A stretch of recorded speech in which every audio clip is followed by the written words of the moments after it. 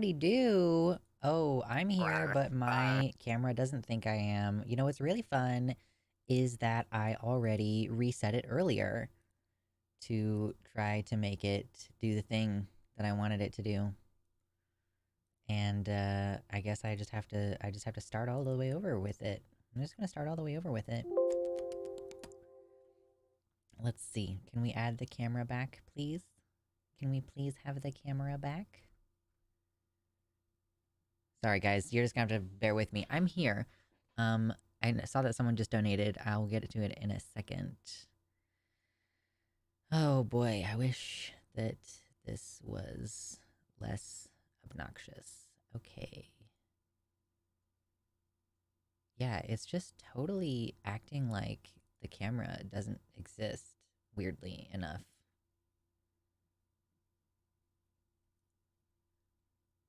Okay, add a new source.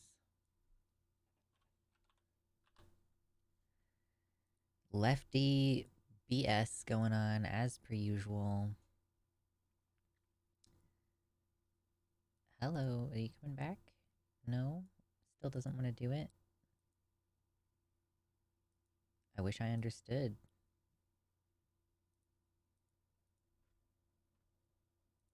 Okay, you know what? I'm gonna go nuclear on this. I'm gonna unplug the cam and then plug it back in. So I'll be back in a second.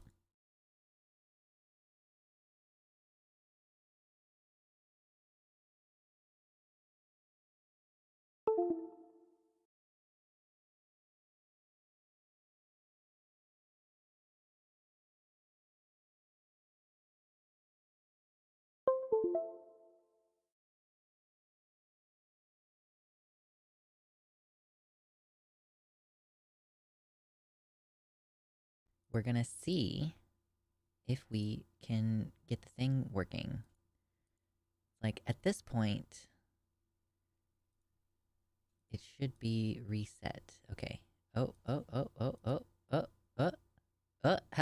Okay. Okay, we're back. Thank goodness. Now let me put it down here where it goes. All right. Thank you. Hey, everybody. Now I'm here. And you're here. We're back. Oh, gosh. Thank you so much, Milena. Welcome back. I saw that you were in hospital. I hope that you are doing well. Thank you for the 5 gifted tier 1 subs. And hopefully all of you enjoy your dicks. Gonna be quiet for a bit because I'll be reading stuff while listening. No worries. Just gonna drink some more coffee.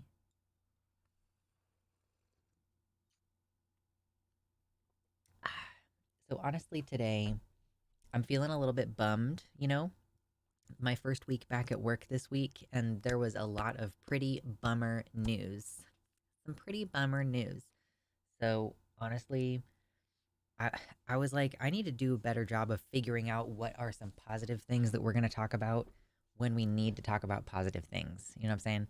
Like, I need to have a plan or like a go-to topic of stuff instead of being like, well, I guess I hope that all the topics will meander around and I'll have some positive things to say in the off time when we're not talking about serious news. Like, obviously we do need to cover serious news so that I have content to put out on the main channel, right? But the majority of our stream time, I kind of would like it to be more along the lines of chillin'. Chillin', having good positive vibes, good news. We can't do gaming streams because that is not of interest to people, but Heaven Faced, welcome to the website. Tom Wood's office number. I did not know that Tom Woods was the guy's name. But yeah, that's the news that we're going to be talking about today.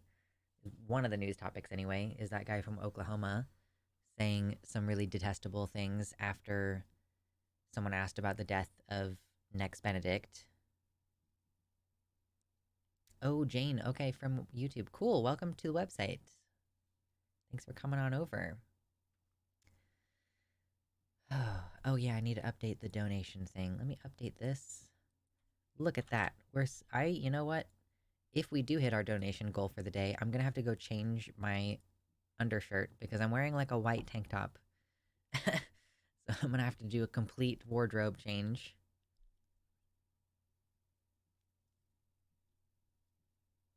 We got to get those video game viewers up. True. Spooky Nightmare Kid and Beaver Game for the win. I don't want to play Little Nightmares 2 anymore. I decided that I don't like it.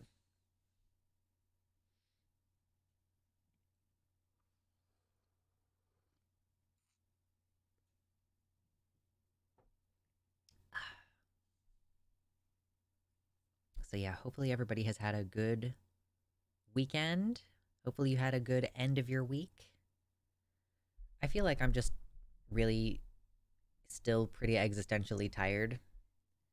But it's hard to shake that completely. I'm thinking about my garden planting process is going to start sometime in March, so that's going to happen soon.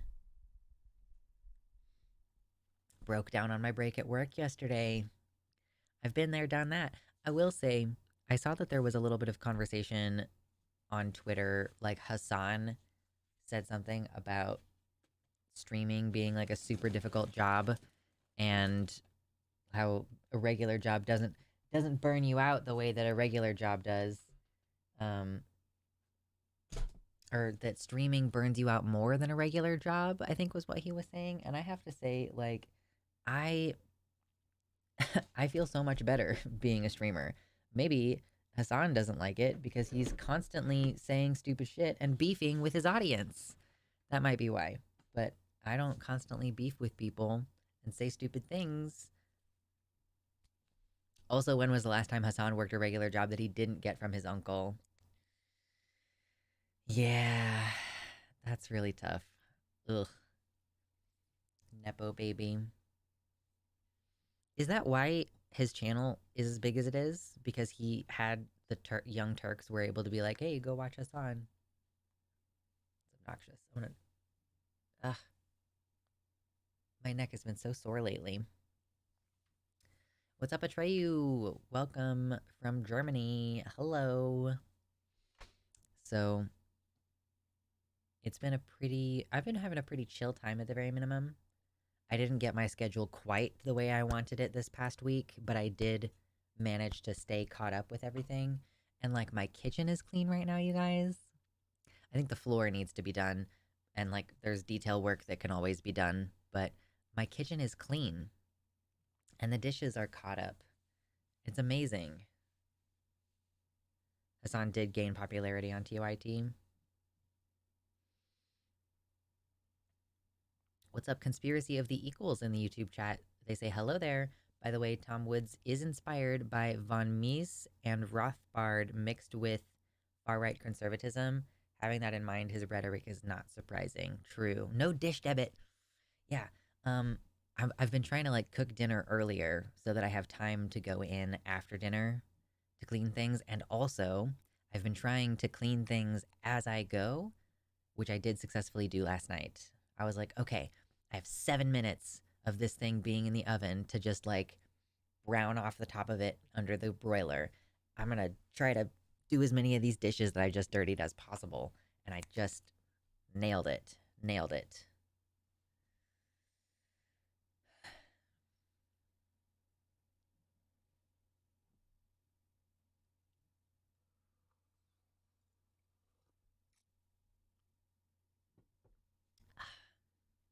We're talking about Vosh. Why are we talking about Vosh? Tried the direct stream was a no-go. The website doesn't want to work for you. Oh boy. I have been very stressed for a very long period of time, and I think that I'm like hoping that things are like chilling out finally a bit. Definitely routine is happening for me, so I'm not going to complain too much. But the one thing is like, yeah, with my job, I do need to figure out ways to incorporate things that are just not super doomer. We need to do some positive things.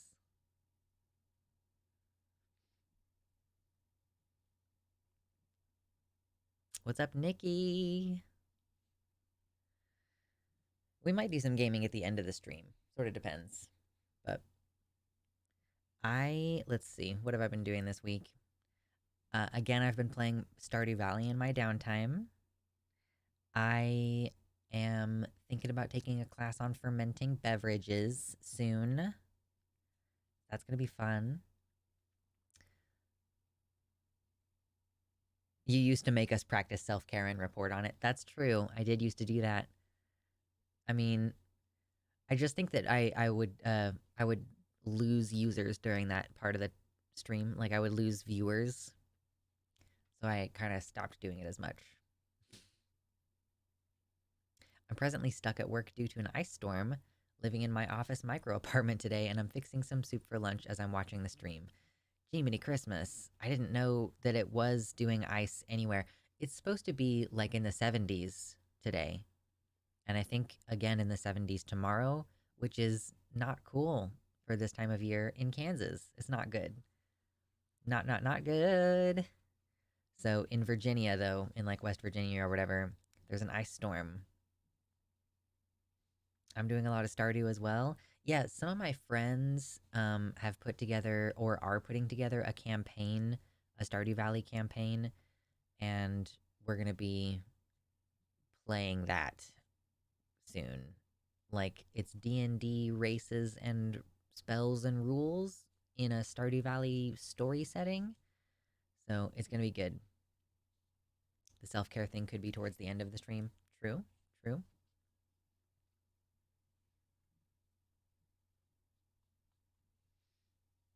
Some doomer news.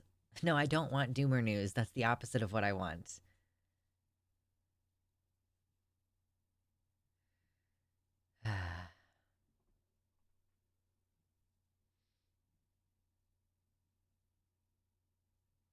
I was on the Transatlantic Collins show on Thursday, and it was a pretty good time.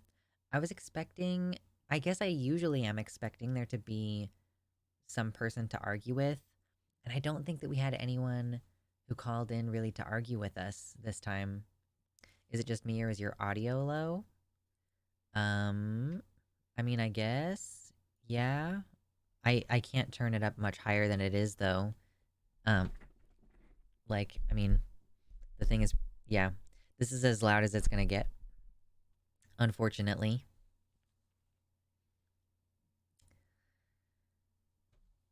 Yeah, good news is so hard to come by these days. Where do we look for good news? This is why I am gonna start gardening, I think, is partially the goal, is to just have something positive to talk about. So that's not gonna be on my main channel. It's gonna be on my secondary channel, if you haven't subscribed to it already. I think it's just Luxander 2 is the name of it. So yeah, feel free to check that out and subscribe. I'll probably also post content about the gardening on my Patreon. Like it'll probably hit Patreon and then go public on the second channel. I think that that's how that's going to go. So tune in for that. I'm going to be sowing my tomatoes indoors here pretty soon.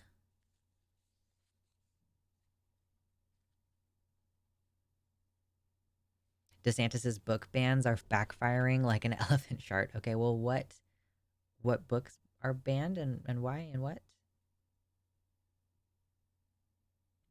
Hey, Joanna is recovering from FFS. Congratulations, and I hope that things are going smoothly and they continue to go more smoothly as we go. What kind of tomatoes did you get? I got an heirloom variety that it's a culinary variety of like normal size tomatoes or maybe like medium-ish size tomatoes, and then I also got some cherry tomatoes. So I was like, okay, I actually do think I'm gonna genuinely probably overcrowd this little garden plot, but we'll see what happens. Because I'm gonna do one row of bigger tomatoes, I'm gonna do one row of cherry tomatoes, I'm gonna do a row of basil in between those two, and then around the outsides, I'm gonna do some carrots. And I ended up getting two different kinds of carrots as well. And then I was trying to get calendula, and I ended up getting marigold seeds, not realizing that those are two different things. So I have a bunch of marigold seeds, but I don't know if I'm gonna actually plant those or if I am gonna try to source out some calendula. because that's one that you plant. It's a flower and you can use it medicinally, but you also plant it specifically to deter other kinds of pests or to lure away certain pests or something.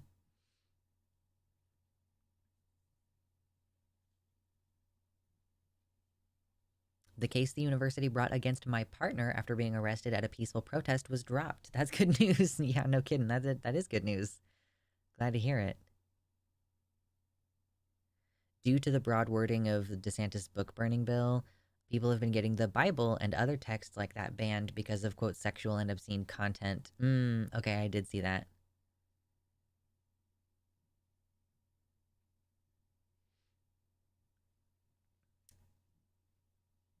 Do y'all eat tomatoes like an apple? Yes, Yoga Dad. Sometimes I do.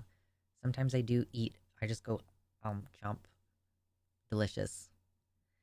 Yeah, tomato vines get huge, especially cherry tomato vines. I'm expecting, yeah, I guess, that is going to change where I put my carrots. Because there's kind of no point to putting carrots on the north side. So I'm not going to put carrots around the entire thing. Anyway, um, ah, they are also called grape tomatoes. I've heard that before. I too enjoy raw vegetables. Yeah, what's up, Volk?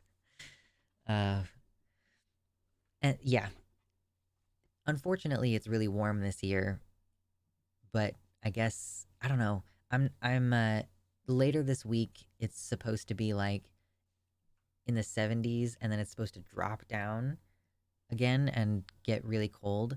So yeah, we're not quite out of the wintry part yet, even though it is 70 degrees in Kansas right now.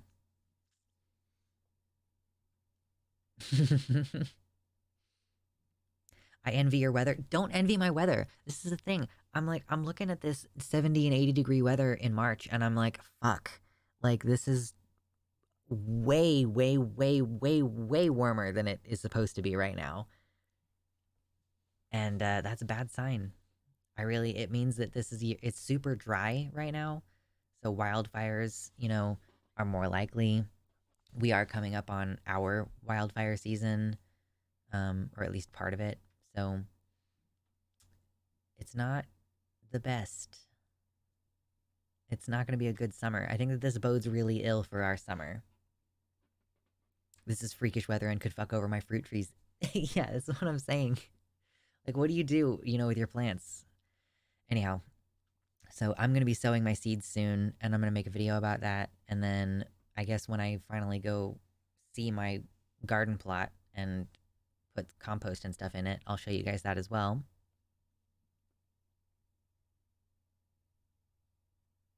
My cherry trees looked real sad at the end of last summer. It's like, what can you do? How can you keep them healthy? I don't know. I guess you have to do what you can to keep it cool in your area.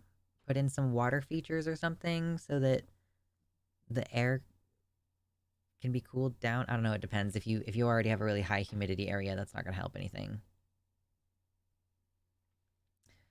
The fruits will bloom too early. Or the trees will bloom too early and get frozen before they can even get pollinated, and then there will be just no fruit. Yeah, they don't like bloom a second time. Do they? Or like, yeah, it's a particular time of the year.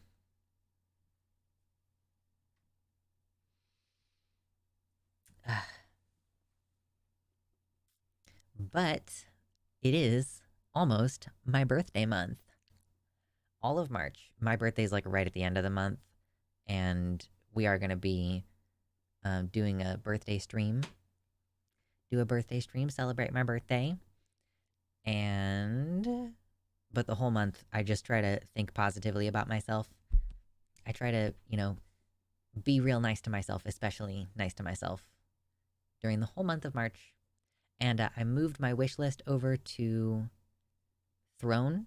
So if you type !wish on the website chat, you'll get the Throne link.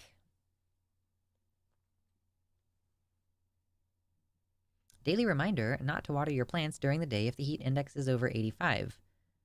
Learned the hard way that living in Houston that will fry a rose bush to death.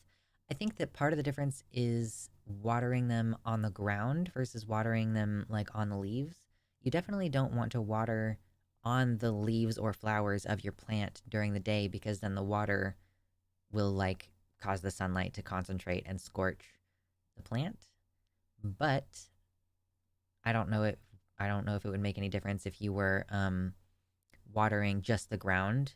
Because I even have some plants in my collection that are like, you don't want to actually pour water over the leaves of this plant because they don't like it. So now it's just my habit, like Gayfesh says, it's just my habit to water the roots directly on pretty much all my plants.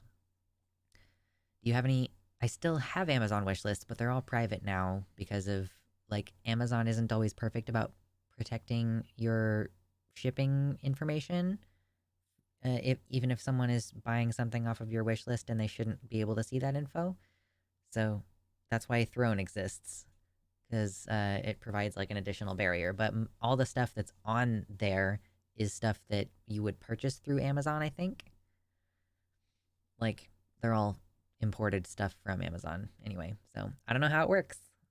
I just had it recommended to me, and I decided that for the just extra security reasons, it was probably a good call. Keep the water off the leaves. Lensing can cause sunburn, and the sogginess can spread disease. Yeah, sogginess is also not good. And some plants, like if you water them on over top, they get too heavy, like chrysanthemums. If you water them over the top, then they'll like get too heavy and they'll snap. Like the flowers will just start like snapping and falling over.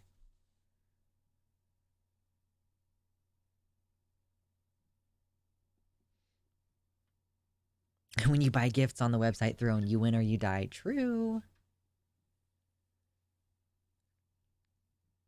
So I'm looking forward to spring, I will say, but not looking forward to it so much that I'm ready for it to be happening while it's still February. That's kind of where I'm at on that. Let's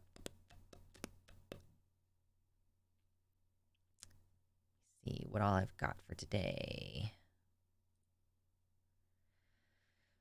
I think I only have like two main news items. I mean, unless we want to respond, do we want to watch this like entire interview between Taylor Lorenz and Chaya Raichik? Because I kind of feel like I don't want to do that. But if you guys wanted to strongly enough, I could see that being we could arrange that potentially. Look at the stream recommendations and see what all you posted in there. Oh yeah, and they're like directly threatening democracy at the CPAC, which I think is probably worth covering. And then yeah, the filth thing.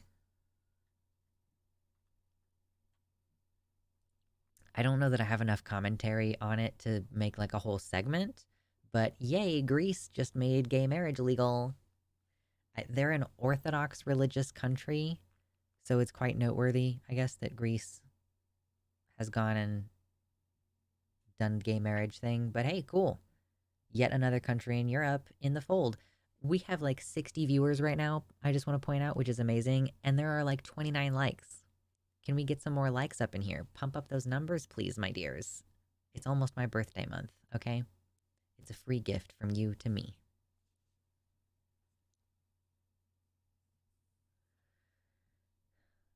The Greeks were hella gay. Yeah, it's so strange how geopolitics changes over time. I've been thinking about this with regards to America, that it was originally very weird to me to learn that Ohio is a swing state and that a lot of really conservative stuff happens there. And it's because demographics change over time. I still think of the South as being really Southern and like red, like, you know, rednecks. Like the Southern accent is associated with, you know, this certain type of body politic, I guess. And then the demographics are shifting though, such that, you know, Arizona and New Mexico are like fairly liberal, or at least they have fairly liberal like cities, and it's almost like the redness is concentrating more in the middle and the blueness is toward the outsides instead of it being more like a north-south distinction. So, hello, Mama Mephistopheles. We're here, just kind of chatting about whatever right now.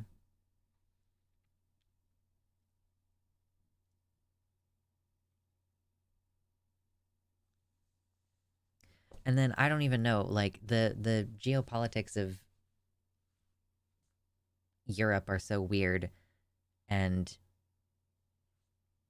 like the power structures and the power centers have like ebbed and flowed and gotten bigger and then shrank, so that, right, you know, we think of ancient Greece as super gay, but like that doesn't mean that those cultural things have carried through into the present day. Like, I guess Greece is super orthodox. Let me see. Let me pull this up actually.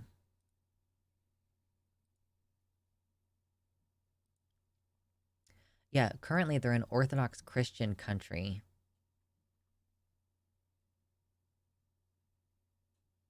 As opposed to, I think at the time that we think of Greece as being super gay, we think of it being, that's going to be during the time where they were polytheistic.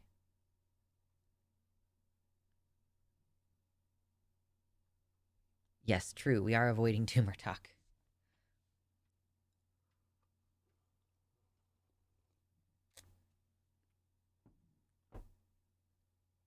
Greece almost became communist during a civil war. Okay. My home nation is surprisingly trans accepting despite our severe Nazi problem. I've said it in chat before, but we also have a general racism problem, only behind Israel in attitudes to foreigners. That's always tough. Yeah. Like living in America too. Like, yeah, I mean, certain places in my home country are surprisingly trans accepting despite our severe Nazi problem. Like I could say almost exactly the same thing. Florida's politics also changed in the past few years pretty dramatically. It was a purple state in the Bush and Obama years, but then DeSantis got in and gerrymandered it red. I was wondering about that too, because I remember, yeah, those elections being really close in Florida, like that, you know, we had a whole should there be a recount thing with Al Gore and Bush. And yeah, like, so clearly Florida was a lot more even, and now it's trending all like it's leading the country in fascist bullshit. Also, Virginia used to be deep red and now it's reliably blue. This is kind of what I mean about like it's it used to be more of a north south thing. I mean, I guess Florida was always kind of a weird little outlier. But yeah, now it's like Virginia getting more blue because like the areas over there in the Northeast are really Democratic leaning. Massachusetts, you've got like DC over there. Like, I think that a lot of those areas, Maryland for sure, is pretty blue. And so that area is expanding as people keep moving away from rural areas.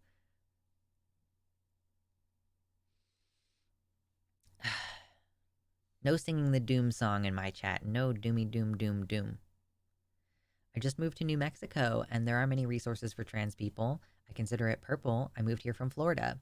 I wish you much luck in New Mexico. It is going to get hot there.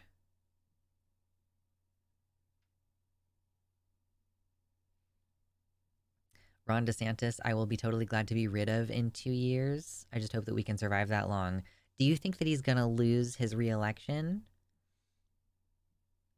How long? Is it 6 years that you get to be governor in Florida? I guess I don't know all the different states' rules. It differs from place to place. Oh my gosh. I think if the districts were ungerrymandered, we would see a lot more blue. I think if things were less gerrymandered across the entire country, we would see things go a lot more blue. That's one of the huge problems is that, you know, in Kansas even, we had a challenge a couple years ago when the districts were redrawn and the Supreme Court was just basically like our state Supreme Court was just like, shrug, nope, it's not gerrymandered. We're not going to look at this case. We've decided that it's not gerrymandered or whatever. So, bye. And then the districts are not going to be rewritten for 10 years. So, good luck. So, for the next 7 years, Kansas is going to continue to be super gerrymandered. And who knows what's going to happen when the time comes. Like, I hope that I'm not living here anymore, even by the time we figure out what to do. It's like, can we get an independent third party to draw our districts so that things end up more fair? Why is it that the politicians get to draw their own districts? Like, why do the politicians get to decide who their voters are? That seems really fucked up. But whatever. I'm just an idiot who doesn't know anything about politics, I guess. Yeah, we've reviewed our behaviors and decided that nothing has been done wrong. The best part about Virginia is that governors can't run for re-election. You serve your 6 years and then get the hell out of here.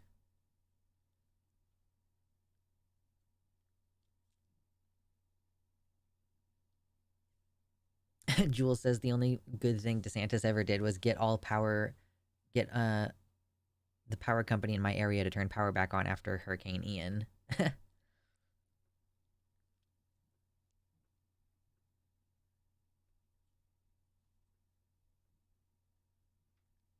Yeah, our government's idea of an impartial third party is the Supreme Court. It's one of those things where they just assumed that people doing governance don't need to be told not to be asshats. I've said it before and I'll say it again. The structure of our entire government is predicated on an extreme, like, presumption of good faith. And I don't even think it's just a presumption of good faith. I do think that a lot of rules are made in such a way as to allow for what we consider to be impropriety. For example, I don't know if any of you have watched the episode of Last Week Tonight that they just did about the Supreme Court and judges around the country and like the standards that they're held to. But a lot of these ethical rules, in fact, I think almost all of these ethical rules that say things like, if you are a judge, you are not allowed to take gifts of over a certain size, or you're not allowed to like have these kind of relationships with people who are going to be in the case or whatever. Like, you're not required to like, you're all those things. If you're required to recuse yourself for conflict of interests, like, those rules almost always, according to John Oliver's segment, explicitly say, except Supreme Court justices. It's like how we've been covering this anti-trans stuff all over the country, and every time they limit the rights of trans youth to access either surgery or hormone blockers or whatever, they always carve out exceptions for intersex people. Like, yeah, it's okay for us to do surgery on infants if it's to normalize them. And it's, if you have a difference of sex development, that's totally different. We can give you puberty blockers for that. But, yeah, it's really kind of stupid, I guess is the point that I'm making.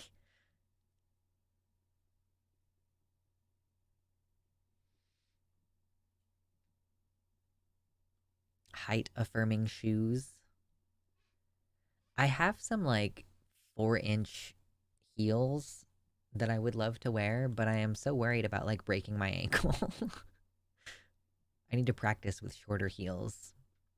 I gotta find some opportunities to wear heels around the house, I guess.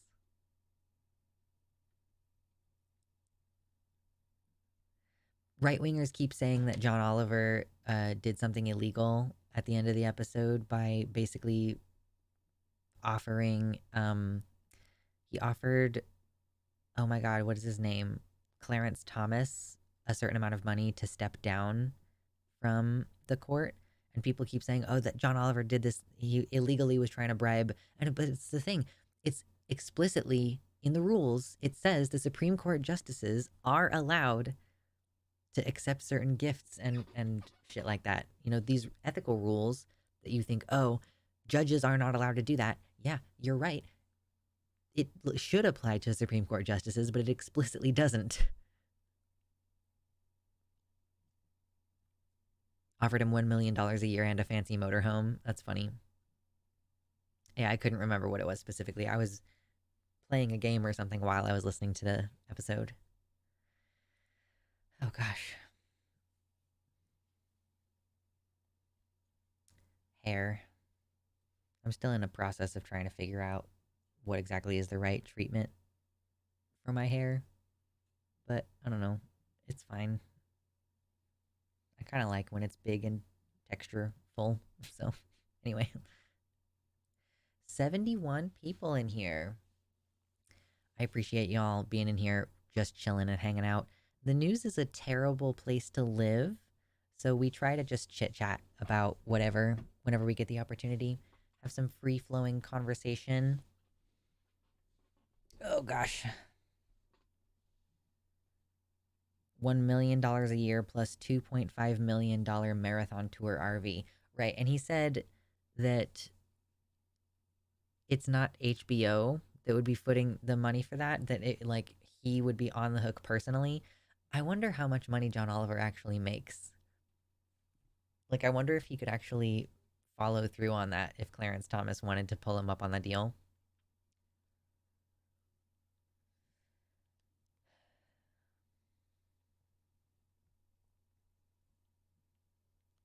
It's fun watching him provoke and tease people. That's one of the good things. Probably a decent amount on HBO. Yeah, but does he make enough money to be able to afford paying someone $1 million a year?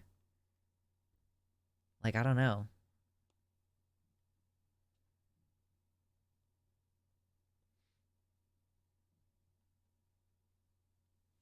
Goodness gracious. Is there anything fun in the movie world? Or I just watched I've been doing this thing recently with the Marvel movies where I've been watching like all three Captain Americas in a row or all three Iron Mans. I just yesterday watched Doctor Strange and then Doctor Strange 2. If Clarence Thomas doesn't want it, I'll take him up on the offer. I'll even give him half off. Yeah, please, will you give me $500,000 a year? Dude, frankly, if you gave me like $50,000 a year, that would be pretty legit.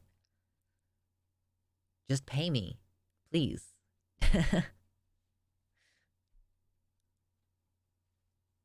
Rich people need to start distributing the wealth. It is so funny, like the difference in being an entertainer like John Oliver on HBO versus being an independent entertainer like me or like someone who has to go out and do like stand-up shows. It's crazy.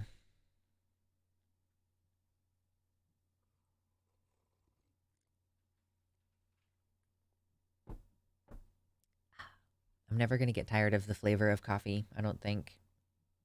It's easily one of my favorite things. I thought you couldn't do stand up because comedy is illegal now. Comedy is illegal now, especially for trans people. It's super illegal for trans people in anywhere that has drag laws. Girl. And the huge RV on top of it. Right. Like, that's a one time purchase, though, I guess. And then from then on, Clarence Thomas has to pay for the property taxes with his $1 million a year.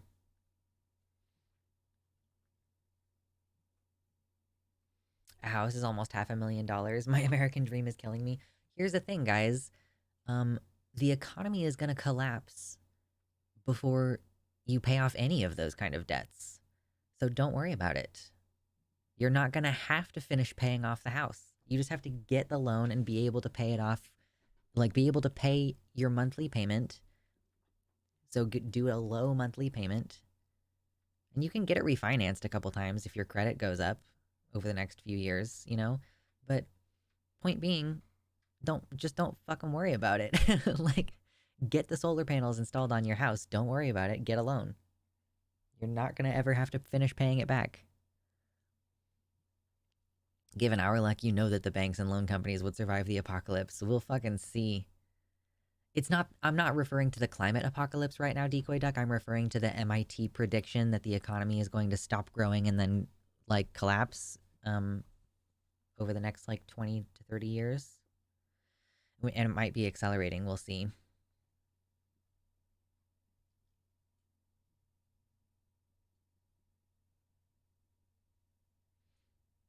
Praying for a blue wave this year in 2026 so we can get finally get nationalized housing. It's not gonna happen. I'm so sorry. Unfortunate.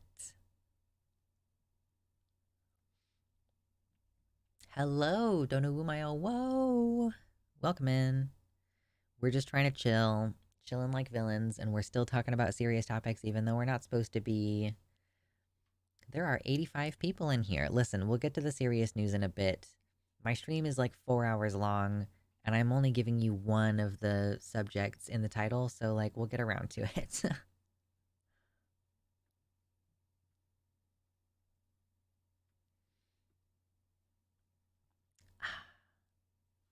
Ooh, Hail Hydrate, y'all. Drink some water. Water is healthy for you. I would like to get to 69 likes today. Are there really flowers in Antarctica? That's what I've heard. I haven't really looked into it in depth, but that is the story that I've heard. And I have no idea who owns that land. No clue.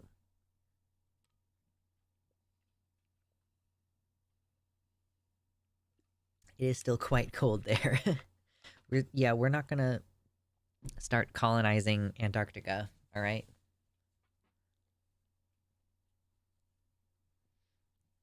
I agree, Mama Mephistopheles says, even if we had a blue wave, Dems aren't gonna want to do anything like socialized housing. They're gonna get in office, even if they win the presidency and they have a majority in both the House and the Senate, they're gonna be like, oh, we can't do anything. The Senate parliamentarian says we're not allowed to. And then just no progress is gonna be made on anything.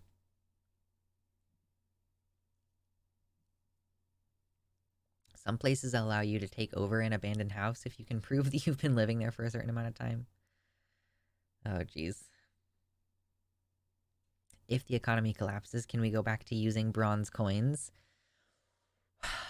Where do we get bronze? Do we have a large amount of bronze? Why don't we just trade and give people things freely? Why don't we just get rid of money?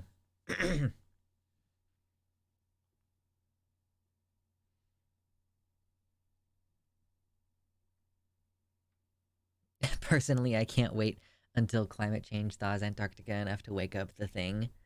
It's gonna be the best. Bronze is just brass and copper. Fair enough.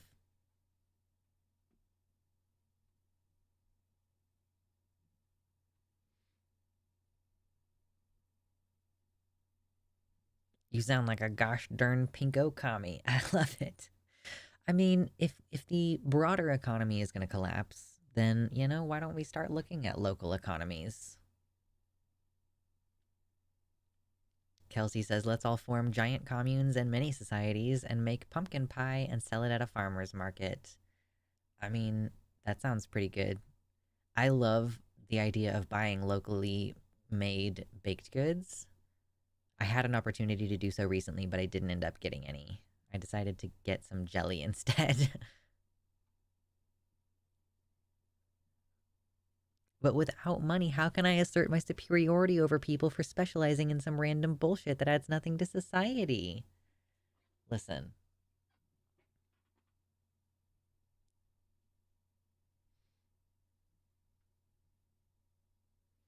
I'll just flee to Brazil, and then at least if I'm murdered by a roaming band of post-capitalist gangs, it'll be in a place where they grow lots of coffee. Priorities. Precious metals aren't really worth it if the economy collapses. Think of the true necessities that will be needed. Yeah, that's why you need to learn a skill. Learn how to pickle food.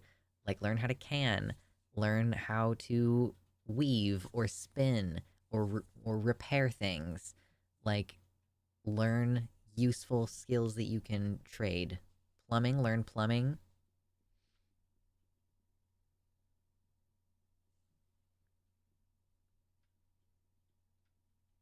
I don't have any skills besides being hot. You have muscle mommy thing going on, right? Get really good at chopping wood or something. Excuse me.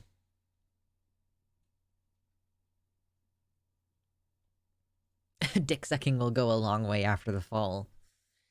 You gotta be clean. Ooh, that's what you should do. You should learn how to make soap, Mama Mephistopheles. If you're gonna continue doing sex work after the collapse, then you need to be clean and your customers need to be clean, so you should learn how to make soap.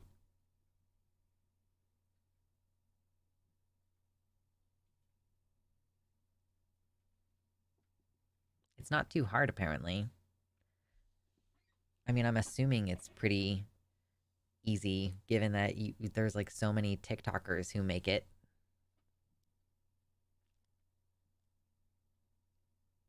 Luxander skill set strong. Listen, my skill set is not strong yet. I mean, I have a decent set of skills, right? I can like do this video editing bullshit. Like I can keep a kitchen relatively clean. If I'm asked to clean something, I can get that one thing very clean.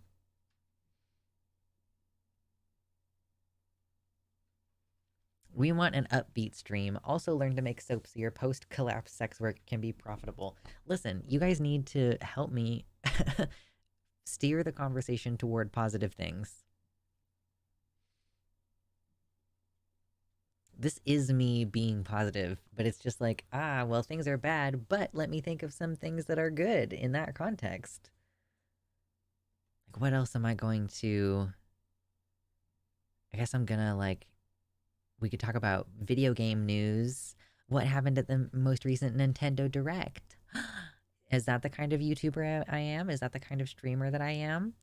Are we going to talk about movies that recently released? Well, that would require me to go see movies that have recently been released, so that's sure not going to happen. Not sure how much my electrician experience is going to help things. Cute. That is a very good skill to have. Like, especially if any of that electrician experience has anything to do with generators, automatic transfer switches, and solar panels, or any other, like, batteries kind of stuff. Gaming news. I'd rather talk about soup. I am making pot roast. I'm so psyched about it. I'm doing intermittent fasting, so I haven't eaten anything yet today. And so it's just gonna gradually smell better and better in here, and I'm gonna be tortured. I think by the time I get off the stream, it will just be starting to smell. I can propagate plants. Nice. There were some neat games in that Nintendo Direct.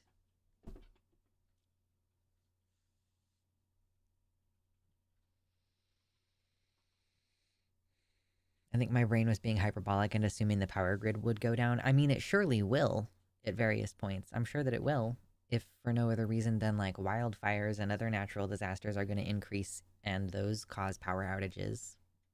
But that's why you get solar panels and batteries. Ooh, Blue Sow is going to make jambalaya later. That sounds fire. I think I'm gonna make shrimp scampi again this week. I made it way too lemony the first time. So, I still have some shrimp. Gonna make another round. I want to get a smoker. Smoking preserves meat to an extent, doesn't it? Like, smoking is a form of preservation.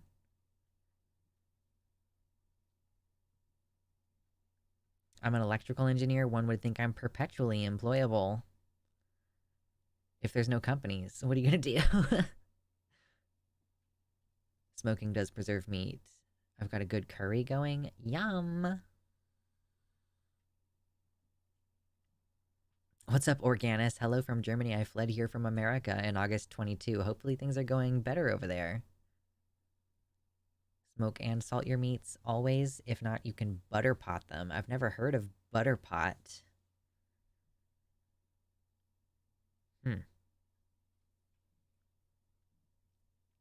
Smoking and salting your meats for preservation.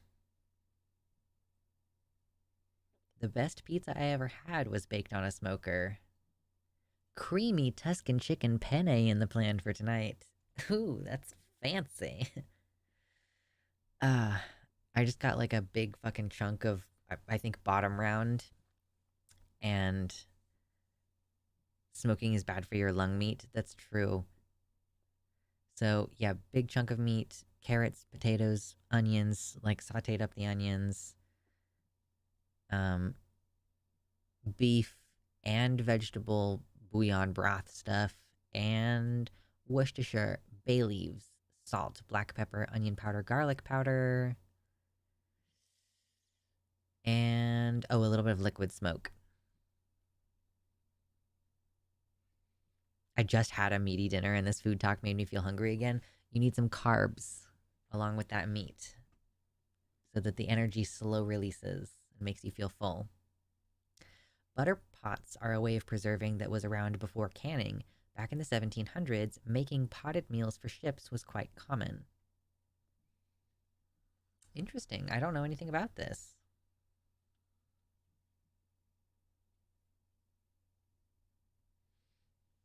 Anyway, we're getting so close to 69 likes. 69 likes. Oh my god. Gorge. Ooh, did y'all watch Philosophy Tube new video? It was really good. I actually need to rewatch it so that I can really make sure that I retain.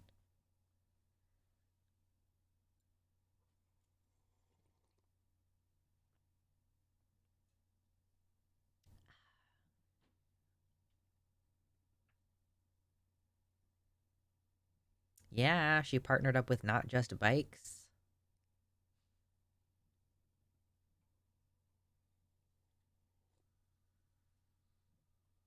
We have 2 recommendations for Townsend's. Because they have a good video on butter pots. Okay.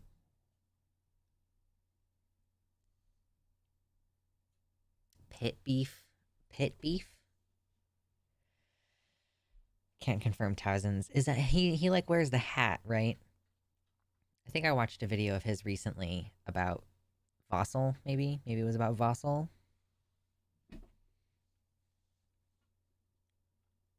Old recipes and techniques. Of course, it was a great episode of Philosophy Tube. She is always so cool. Just so neat.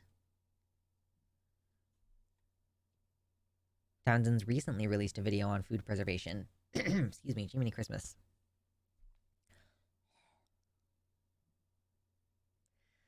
Consider hitting like and checking out the links in the description. Their whole thing is 17th and 18th century style cooking, basically colonial America. Yeah, it's very pilgrim vibes. Whenever I watch one of their videos, very pilgrimage. Also, consider dropping me a $5 dono if you're enjoying hanging out, because this is my job. Well, this and the, studying the news and refining my arguments and editing and Photoshop and doing proper SEO and uploading a bunch of shorts all the time. So consider dropping me a $5 dono if you want to cover all that work that I have to do.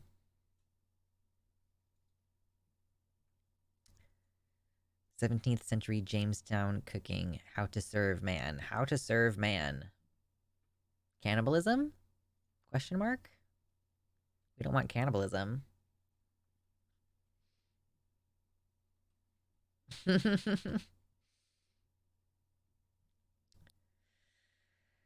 Oh gosh. So how do we feel about responding to this? It's a 52-minute interview, I think, between Chaya Raichik and Taylor Lorenz, where Taylor calls Raichik out on a lot of her bullshit, apparently. What do we think about watching and responding to it? You know what? Is that in public? 53 minutes long. My mistake. Watch every other minute. Who are those 2 people? Hey, thank you so much, Andes, for the $5 dono. They said, leaving a small tip for dicks. Thank you. Very appreciate it. And what was the whole thing about? So, Chaya Raichik, or Shaya, I don't know how to say her name. She's Libs of TikTok. If you're familiar, Libs of TikTok is the Twitter account that is constantly reposting videos from small TikTok channels to her large hateful audience. And then frequently there are bomb threats called and other terrorism, basically, that her followers do on her behalf because she has created that kind of audience for that. She has recently been appointed to be in charge of, I think, the libraries in a school district in Oklahoma. And I believe it was the same school district that Nex Benedict was recently murdered in.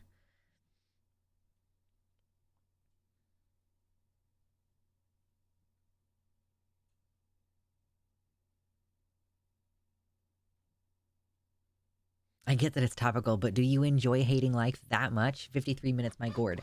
Well, it's supposed to be Taylor Lorenz is calling out Shia's bullshit. So it's supposed to be a funny thing, I guess. But it is also almost an hour long, so that is maybe too much. Maybe too much to be enjoyable. Might be a little bit too much. But it was recommended in the stream recommendations, so I had to see.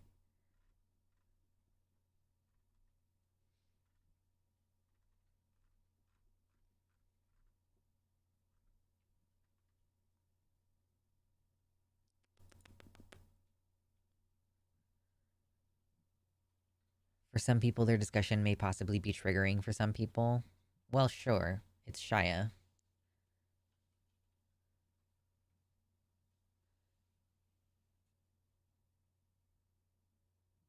I think it's worth dissecting IMO. I think it's worth going over. Okay. It'll help me rest my voice too. I won't have to talk the entire time. And I don't think that I'm going to put it up as a segment on the channel, so it'll be good. Well, let's get started then. And then afterward, we'll do the Oklahoma guy says mean thing, I guess. Is doxing ever okay, even if it's against someone like Jaya? I'm a little conflicted about that. I don't know. What are some opinions in the chat about is doxing okay for someone like Libs of TikTok?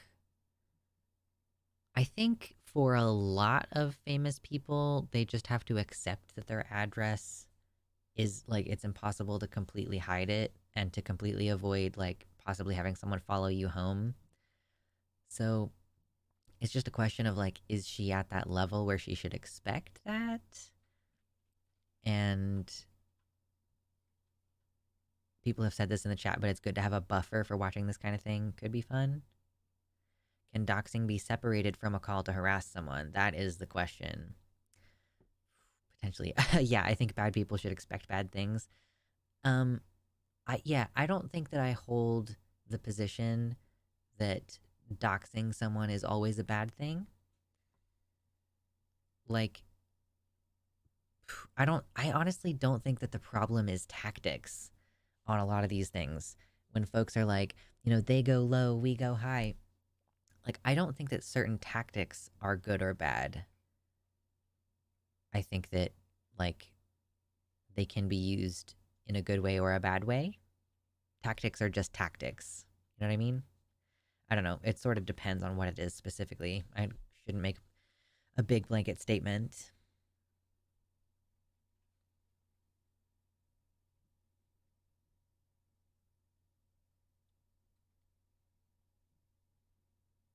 It's like the difference between murder and self-defense. Kind of, yeah. Like, what are the motivations?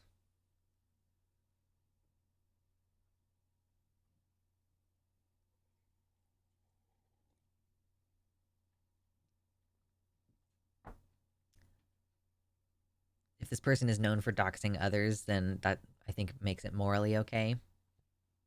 I don't necessarily disagree with that on principle.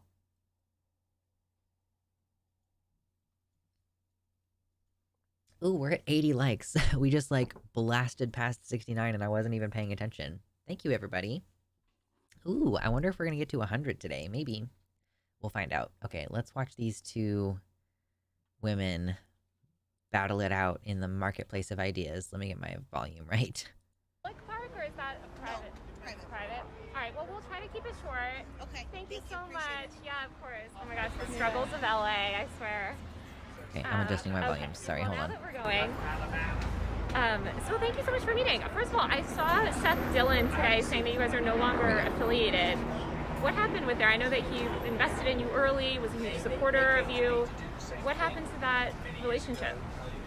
Just parted ways. For what reason? Personal reasons. Yeah? Yeah. What, you didn't align Totally amicable. I love Seth. Yeah. He's a great mentor. So why wouldn't you want him involved, or, why isn't he involved in the business anymore? Just personal reasons. I'm not going to get into it. Oh, okay. When did that sort of break off? Recently. Uh-huh. So how many staffers? Tell me a little bit more about your organization. We are a small team, just a couple people. And it's all distributed? It's what? It's all distributed, as in it's all remote, pretty much? Or do you guys do you have any office space? It's remote, yeah. Got it. So when did you start? So Chaya, just like I'm just gonna say she's just oozing. I don't know why I agreed to this. She's also wearing a shirt of Taylor Lorenz making a funny face. Is that from their first meeting? So like they've talked before. I like how it just seems to me as though Taylor is being very professional and Libs of TikTok Lady is being very tight-lipped. I guess, what got you into all this? I've always wanted to ask you. I know, I wrote about sort of the history of your Twitter account, but how did you get involved in politics? If you watch any of my interviews, I talk about this all the time. But just, COVID radicalized me. Yeah. In what way? And they were like forcing us to wear masks and not letting us leave our homes. Okay. And, not I think that there were other countries that had actual shutdowns that were like, no, for real, you can't leave your house. But we did not have that in the US. Like some businesses were not open, but that is not the same as being like literally not allowed to leave your house. You asked earlier, names like Shia and Shani are pronounced like there's no C. Oh, interesting. Interesting. She serves troll even IRL. I think that she is letting us work and constantly serving troll. People losing their jobs. And then people now forcing a vaccine, an experimental vaccine, people dying from the vaccine. So how did that... We've been studying SARS vaccines for 20 years, by the way. I feel like that's worth mentioning like every time this comes up. Get you interested in LGBTQ issues? It got me interested in politics, and then once I was interested in politics, I stumbled upon this whole movement, and I was absolutely appalled by what I was seeing. Appalled by what? The radicalization of it. That was the most vague statement I've ever heard. The radicalization of it. I'm just changing the playback speed a little bit. The way that they come after our most innocent and vulnerable population, or kids. The way that it makes there's nothing logical about it. There's nothing logical about chopping off kids' body parts. There's nothing logical about giving kids porn in school.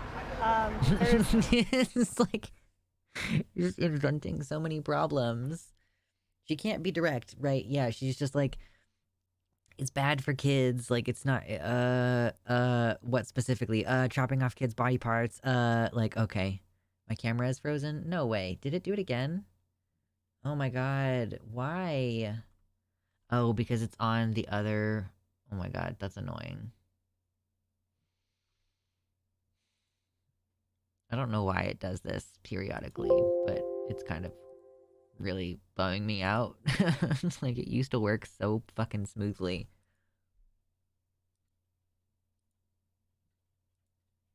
Okay, hi, I'm back. Now I gotta move it again. I'm gonna have to fucking fix this every couple of days now, I guess. I'm gonna make it small again and figure it out and like get it to be the right size that I want it to be.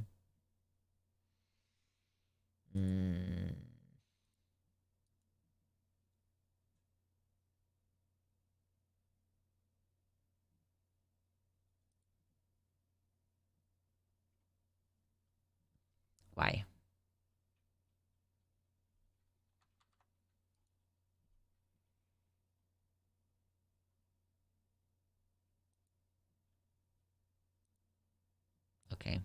Progress. Okay, why? I got rid of the other thing. Why is it there? Why is it there? I don't understand.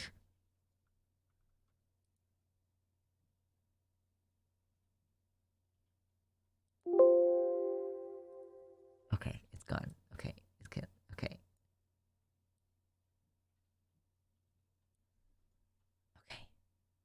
Okay.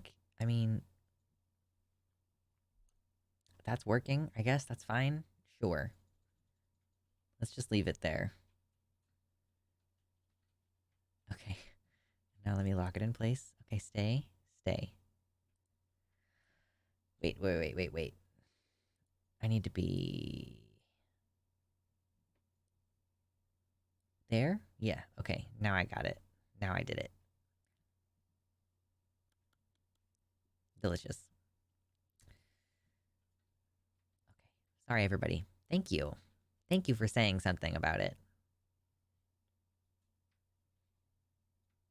I think people are so mad at her they mispronounce her name on purpose. I think it's the same CH sound as Hanukkah, but no one will say it. Chaya?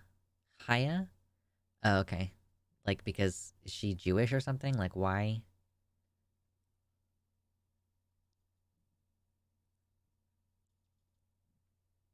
Seeing this the second time, I think she's not totally sober. Do you think she's been drinking? Fascinating. Well, anyway. There's two sexes, and that's it. So, anything out of that, it's just based on lies and nonsense. Yeah. Did you grow up, I know you grew up in a sort of a more conservative community. Did you know any LGBTQ people growing up? What was your exposure to that community? Yeah, I just don't care enough to bother learning how to pronounce her name correctly. In life, prior to sort of understanding the world through politics? I never really paid attention to it. So you didn't have any LGBTQ friends or anything, No. family members? No. So your first exposure to the LGBTQ world was through basically learning about it through the media ecosystem? Through themselves, actually. They would say exactly what their intentions are, what their whole movement is about. Uh-huh. So I learned about it through watching their own videos. Yeah. Well, I don't know. What sort of videos were you watching? I mean, are you just talking about the TikToks that you share and stuff? And tons more on TikTok. It's all over TikTok. Yeah. Very easy to find. Yeah. I'm curious, Yeah, no LGBT friends, that explains a lot for sure. Like, I don't know what sort of things people are saying on TikTok that has given her the impression. And then, like, also, I really think it's stupid to try to be like, I have formed my entire opinion based on videos that, like, are never longer than, like, 5 minutes. I mean, I guess some people post videos occasionally that are 10 minutes long, but by and large, overwhelmingly, TikToks are less than a minute long. So why do you think that the snippets, the summaries, the short little tiny tidbits you get on TikTok, it's like if people watched shorts on my channel and they decided to come to an entire conclusion about all of my worldview based on the shorts. It's like, I mean, really, you'd be better off watching the longer videos. I'm not even saying you should watch my 4-hour streams because, frankly, I mean, if you really want to get a sense of who I am as a person, then sure. But if you really want to get a sense of my opinions, the 15-minute videos that I upload with additional context, and they've clipped out any filler words, and I've edited out parts where I was unclear,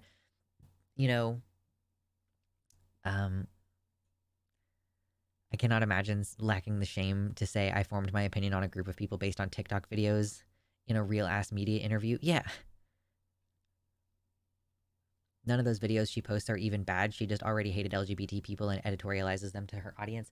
That's also the thing is, and I was telling someone in my YouTube comments this recently, like the videos that she posts are things like a school teacher who has some kindergarten students, and they're talking about how it's interesting how the kids are allowed to choose a name tag with pronouns on it at the beginning of the class.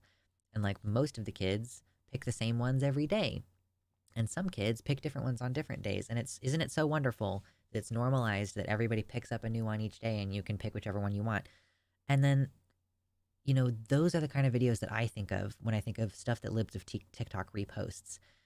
And you could only think that that's bad if you think that, that this is fundamentally inappropriate for children somehow, like that like students being encouraged to learn about language, self-identify within that language, learn about trans existence potentially. I don't even know if this is covering trans existence in that instance, or if it's just like some people prefer to be called these pronouns. Like they don't necessarily have to go in deep on the you can take hormones and change your body. Like that's not going to be what you're talking to a kindergartner about unless they're expressing a lot of additional curiosity.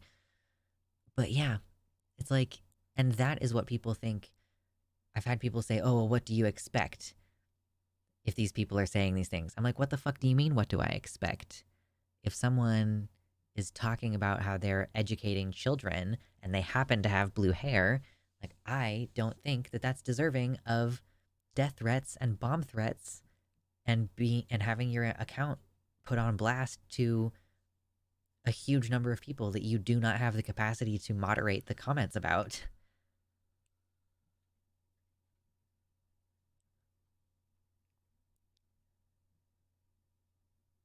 Yeah, blue hair? Hold on now. Hold the phone. Anyway. I feel like there's been, especially on, my colleagues have done great reporting on sort of like this rift on Twitter. I know that you have a very conservative fan base, and in your comments sometimes you'll see a lot of commentary about sort of the great replacement theory. What are your thoughts on that? What are your thoughts on the comments on your post telling me to kill myself? Horrible. Yeah, horrible. Obviously against that, yeah. So will you come out and condemn that publicly? Oh, I would condemn it any time. I'm against murdering anyone, of course. So you're against death threats against me? I'm a big, as somebody that's dealt with a lot of online harassment, I don't defend threatening to murder anyone. But I guess I'm curious, because a lot of times it comes after an attack in the media, like someone like you or another journalist. So are you saying that, like, if somebody posts something and then attacks follow, that person should answer for those attacks? No, that's not what I'm saying. Oh, okay. I'm saying that they Oh, shit. Oh no, that was too funny. She tried to deflect and then she got. Oh my god, that was so funny in real time. Ladies and gentlemen, we got her. Just Uno reverse. Oh my god. Oh, that's awesome. I'm sorry, that was too good. Thank you for enjoying that with me, everybody. People like you tell me that all the time, so I'm just asking if you think the same thing. Yeah, I don't think I have said that here, but I think it's kind of interesting, I guess, in the conservative movement, there's this ideology around sort of white nationalism, which is obviously kind of a hardline ideology that's generally been pretty critical of Jewish communities. And I'm wondering, as a Jewish woman, how do you feel about sort of aligning yourself with those people and accounts? You see this sort of rhetoric in your replies, and I only bring it up, I'm not saying that you necessarily endorse that rhetoric, I would imagine that you don't, but how do you kind of think about those nuances when you're thinking about kind of the audience that you're building? Some of your audience says we should top off kids' body parts. What do you think about that? She just keeps deflecting. Do you understand what an interview is, lady? An interview is when the person asks you questions. This is not supposed to be a debate. It's supposed to be an interview. It's allowing you the space to answer questions about your beliefs. And she's like, just pulling whataboutism. Yeah, like, what about what you do? I'm gonna, like, deflect onto something that you're doing. That would be weak even in a debate. That's true. That's fucking true. Deflection skill level, I don't think it's a 100. I don't think it's 100. I don't know what you're talking about. Like a girl says she wants to be a boy, so she chops off her breasts. I'm a big, I believe in personal liberty and bodily autonomy personally. So kids should be able to cut off their breasts if they think that they're boys. I mean, I believe in gender ideology. I like how they brought a box of masks to give her a mask, and she was just like, no, I'm not going to wear one. Like, I'm meeting with a stranger who I don't know if they're sick or not, but I'm just going to not wear one. All good. Deflection skill 0. Personally, my feeling is that I believe in personal liberty. I grew up in a town where a lot of people, for their middle school graduation, women got nose jobs. I knew somebody that got a boob job at age 14, and I guess I struggle to... Oh my god, thank you for saying that, Taylor. I don't personally know anybody who got a boob job or a nose job at that age, but she's like, yeah, I know people who consented to those surgeries for non-trans reasons. I wonder how Shia is going to respond. Kind of understand the criticism when there's certainly no criticism of that sort of thing, right? But then there's criticism of this other sort of gender-affirming, stuff. So So you're comparing a boy being allowed to chop off his penis to a teenage girl getting a nose job? Well, just to be extra clear, I don't believe that 13-year-olds are able to make those sort of medical decisions. Minors are, yeah. Oh, really? And where? Yeah. Children's National Really, Hospital where? in DC gives 16-year-olds hysterectomies. Oh, 16-year-olds. They gave me that. They told me that directly. They said 16 girls and younger. That's what they said. So hysterectomies. There are definitely minors. I know for sure as young as 12 who are getting double mastectomies. They definitely allow vaginoplasties for minors and phalloplasties. I'm not aware of a specific case of a minor, but they allow 18-year-olds. Yeah. I was about to say, I have never heard of a teenager getting access to phalloplasty. It is so fucking hard to get phallo in the first place, even for adults. Like, holy shit. I honestly genuinely think, and like, I genuinely never want to, you know, pit trans women and trans men against each other, or trans femmes and trans masks. I don't, like, that's not the purpose of this at all. And it wouldn't be trans women's fault anyway, if this were the case. I think that part of the reason why so many more trans women get surgeries for bottom surgery than trans men has to do with, like, probably an institutional systematic thing where it's like, okay, yes, for the trans women, you want to disarm them, basically. Like, the thing that makes them threatening is that they have a penis, right? So you want to disarm them and normalize them. But with trans men, I kind of wonder if part of, like, how difficult and expensive it is about, and like the fact that it's not even just about how expensive it is, it's about whether or not you get approved for coverage from your fucking insurance. I think that we probably face a greater proportion of denial due to, like, basically the misdirected misogyny that is transandrophobia. Like, the idea that, oh, we can't possibly know that. We can't possibly know that we need these surgeries or what have you. Like, it just seems to me like trans women have a much, much, much easier time. Like, I know so many more trans femmes who've had surgery than I know trans masks who've had surgery. And I don't know why that is. Why is it? Is it because are trans men less likely to be insured than trans women? Am I viewing a difference between, like, the types of jobs? Like, maybe that's, you know, trans women who already have careers have jobs that usually will provide those kind of benefits because, like, they were just in a higher paying role before. But it seems interesting. Like, it's good, you know, to point out that, you know, fucking teenagers are not getting phalloplasty. I would say success rate is also something that plays into it. I don't think that there's a lower success rate for the actual, for the main strokes of the procedure. When you look at higher rates of complications between phalloplasty versus vaginoplasty, you're not talking about flap failure. You know, you're not talking about, like, the entire thing has to be redone level of complications. You're usually talking about the process of building the urethra is difficult and has many points of failure, you know? But, like, I don't think that phalloplasty is actually less successful by much, maybe by a bit.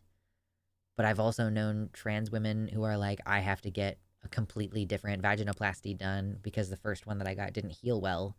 And so, like, first they did the penile inversion technique, and now they have to go through and do a whole new one with peritoneal pull through. So, like, failure happens for vaginoplasty sometimes too. When Shia says, quote, they told me directly, remember when she called Boston Children's Hospital pretending to be looking for a gender-affirming hysterectomy for her 16-year-old? And instead of saying no, the lady on the phone tried to transfer her to another department, and she took that as them admitting to doing the surgeries, and then blasted it to her followers who started sending bomb threats. Cute. Cute.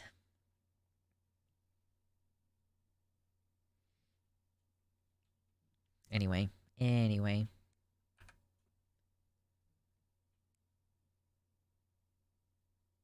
Can also be the insurance company, how friendly the company is to transgender community.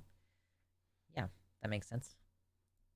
Which, you know, 18-year-olds, you're an adult. But let's just get back to the great replacement stuff, because I'm curious, what are your thoughts on that? Shia was like, oh, yeah, 18-year-olds can get phalloplasty. And then Taylor was like, yeah, well, an 18-year-old is an adult, so. Theology. I mean, how Okay, hold many? on, one more. A specific case of a minor, but they allow 18-year-olds. Yeah. Yeah, which I, you know, Okay, 18-year-olds, so- you're an adult. But let's just get back to the Great Replacement stuff, because I'm curious, what are your thoughts on that whole ideology? I mean, how many? There were times that there were some months over the past 3 years that there were more illegals coming into our border than children being born in the U.S. She's fully doing this. Does that not look like they're trying to replace us? I guess sort of imagine bringing in America a whole as new population. a melting pot. Isn't that sort of what America was founded No, but on? they're actually bringing in more people than are actually being born. So I guess it sounds like you sort of do ascribe to this theory of the Great Replacement. How does that make I just you look at feel? the facts and the numbers. Well, so, I mean, just let's give a corollary, right? A lot of Jewish people fled, Europe, came over here also as immigrants. And there's a lot of criticism towards Jewish people in those movements, in those far-right movements. So I'm just wondering, as a Jewish woman, sort of how you feel about that and your role in cultivating this fan base that might think of you as a minority, an outsider. Not all cultures are equal. Yeah. What? So I know you have a lot of Wait.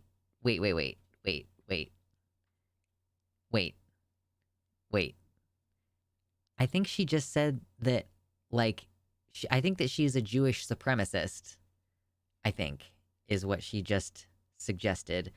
Because the question was, okay, so you're against illegal immigrants coming into this country, but what do you think about the fact that there have been times when there have been an influx of Jewish immigrants into the United States, and far-right people have disagreed with that and been upset by that.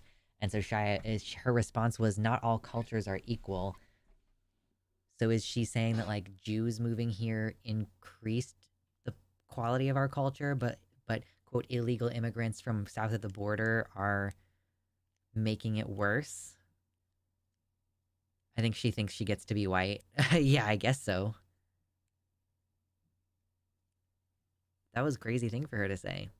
I was really surprised by her saying that. Wow. concerns about educational materials and books, library Hold books, on. I'm sorry. as a minority or an outsider. Not all cultures are equal. Okay. Yeah. She's a white supremacist. So I know you have a lot of concerns about educational materials and books, library books and things, especially. They're importing people who want to destroy America, and who come here and do not stand for what America stands for. So, and I think, and we see it. There's time after time after time after time. They come in, they're destroying our cities. They bring crime with them, and they are bringing them in to replace us. And yeah, I think people from various countries, they're all different.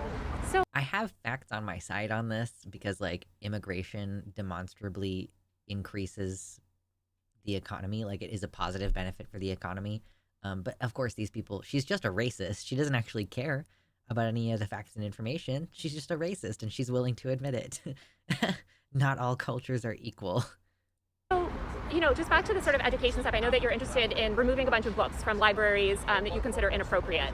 I was just wondering, out of all the books that you've sort of tried to get removed, how many have you read? I've read a couple of them. Which ones? Gender queer. Uh-huh. I've read This Book is Gay. Uh-huh. I've read Flamer. I've read, what were some of the other ones? My Shadow is Pink. It Feels Good to Be Yourself. Mm-hmm. There's so many more. Tons of them. How do you kind of square, would you say, I feel like you are, or at least I feel like you've spoken about free speech before. Ooh, do we have someone who's disagreeable in the YouTube chat right now? What's up, Ball Diablo? Hello. Have you got some questions? I am so happy to answer your questions.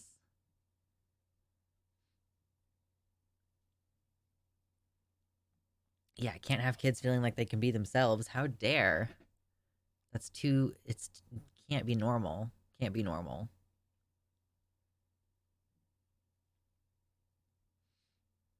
But yes, hello, Ball. You've been recognized. I have acknowledged you. Hello, welcome in. Thank you for joining us. Thank you for subscribing. I know it meant a lot to you to come in here and say what you needed to say, so I am happy to provide you with a place to be heard. Hello, Dormiu. Welcome in. Yeah, I didn't get to cut my teeth on Takis this week. True.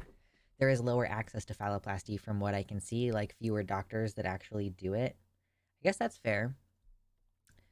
There are, I don't know. Yeah, like I guess the wait lists for us tend to be pretty long as well. Yeah, anyhow. and the need for free speech and sort of supported Elon Musk's sentiments in that area. Would you say that you're a free speech supporter? Yeah. So how do you square the sort of being this free speech supporter with wanting to ban literature? What kind of literature? Any kind of literature. I mean, I would think that What kind of literature am I trying to ban? Oh, I thought you were just trying to say you made an effort to get books removed from schools. What kind of books? Books dealing with LGBTQ people and sexual No, that's education. not what I said. Oh, so you're not trying to get any books banned from school? That's not what I said either. Okay, why don't you explain to me how you're thinking about this? You just accused me of wanting to ban books. What kind of books am I trying to ban? You tell me. I'm not trying to ban anything. But you're not trying to ban any books. Okay, so I think that she's gonna squibble about the definition of ban. I'm not gonna ban anything. Like, as though oh, I'm just trying to prevent students from being exposed to inappropriate materials or whatever. She's gonna pretend like the definition of book banning is that's like banning it from the school, like removing it from the library, preventing students from being able to read them. That's what banned books is. Yeah, she'll say it's not books or literature, it's pornography. True. Robot, I'm so proud of you. 8 weeks of gender-affirming hormone therapy, and I feel awesome to be myself. High fives. Hell yeah. I'm hoping to have my hormone therapy adjusted soon, because what I'm dealing with right now fucking sucks. Not my favorite. Who said I'm trying to ban books? Are you trying to remove books from libraries? From public school libraries. Okay. That is what so book banning how do you is. square your sort of notion of free speech and free expression and allowing all of that stuff with wanting literature removed and wanting access to information removed? What kind of literature? You tell me. Porn. Gay porn. Uh-huh. Yeah. Yeah. And what do you consider gay porn in these books? So you want to see it? Are you talking about the stuff that you've tweeted, basically? You consider Yeah, it like there's inappropriate? pictures of like blowjobs and like how to have gay sex with like naked people and people masturbating and stuff. Yeah, Did you? like pictures of it. Oh, yeah. totally. And Yeah. I went to public school. And we had a sex ed class in public school where we were shown, information about Taylor. sexual health and, Taylor. sex and masturbation and things like that. I'm curious about your own education. I mean, was that something did you ever go to a sex ed class, or is this all sort of new to you where you're sort of learning about how this works? Is this all sort of new to you? Oh man, I love her so much. Oh no. Oh my god. Okay. Are you new here? Yeah. Shade. Oh, I'm so glad that we watched this, okay? I'm so glad. Yeah, Taylor, check the ground. I think you dropped the mic. Oh, that's too funny. Okay. Works in public schools. I don't live under a rock. So you did have sex ed classes when you were growing up? We had some kind of education, yeah. So you do think it's important for children to have education, sex education? Not the way they're doing it in public schools. How are they doing it? They're giving kids porn and telling third graders that they should masturbate. They're giving middle school children guides to gay sex and anal sex, sex toys. How would you describe the type of sex education that you would like to see in schools? At this point, I Interesting want question. all sex education actually removed from schools because I don't trust the schools to do it. Okay. After what we've seen, I don't trust them at all. Zero. We need to completely eradicate. That reminds me of the Vosh/RGR debate when Vosh goes, "This is not how sex works at all. I have to ask, are you a virgin?" Yeah, I remember that. It was pretty funny. She got so fucking butthurt too. She's like, "Why are you ad-homming me?" It was really funny. It's been such a long time since I've rewatched that, but it's so delicious.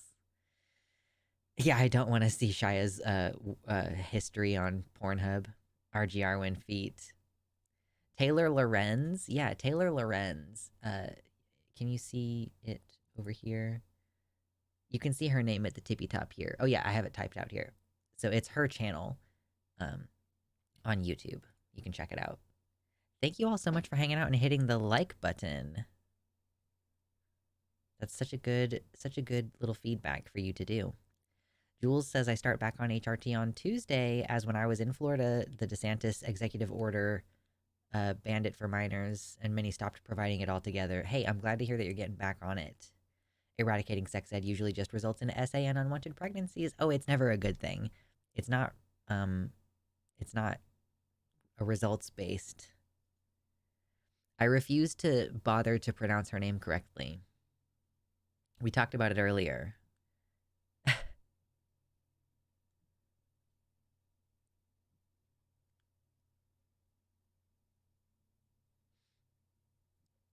just subscribed to her. Yeah, she's pretty great. I've been enjoying her in this interview quite a lot.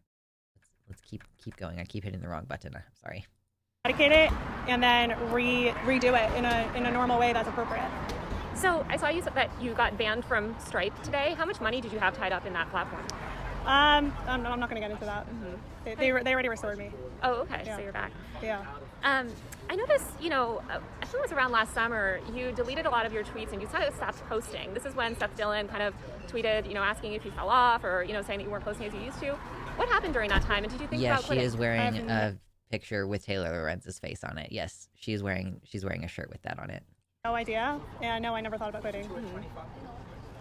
Why'd you delete all your old posts? It was just a one-time editorial decision. I stand by all my posts.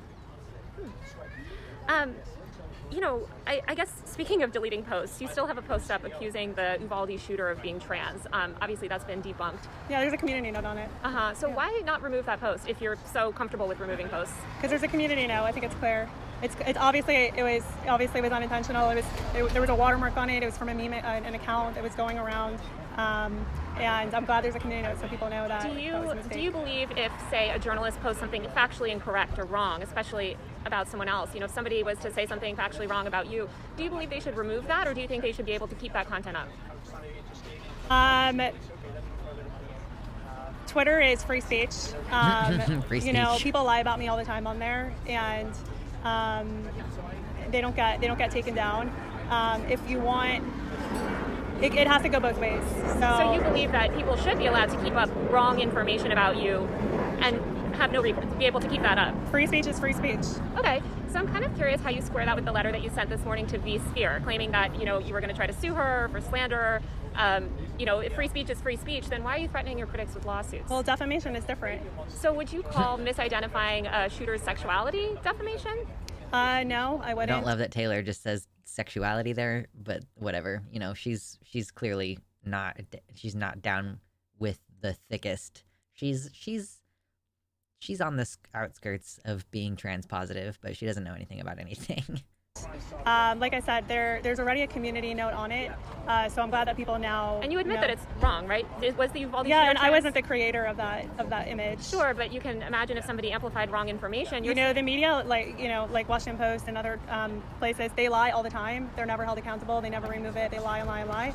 So I am not going to. So it's okay for me to do it. If you want to hold me to that level, then I get to hold you to that level as well, and all the other media.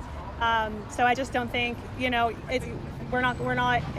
not. She's making it sound like it's ridiculous to hold people to a standard of truth.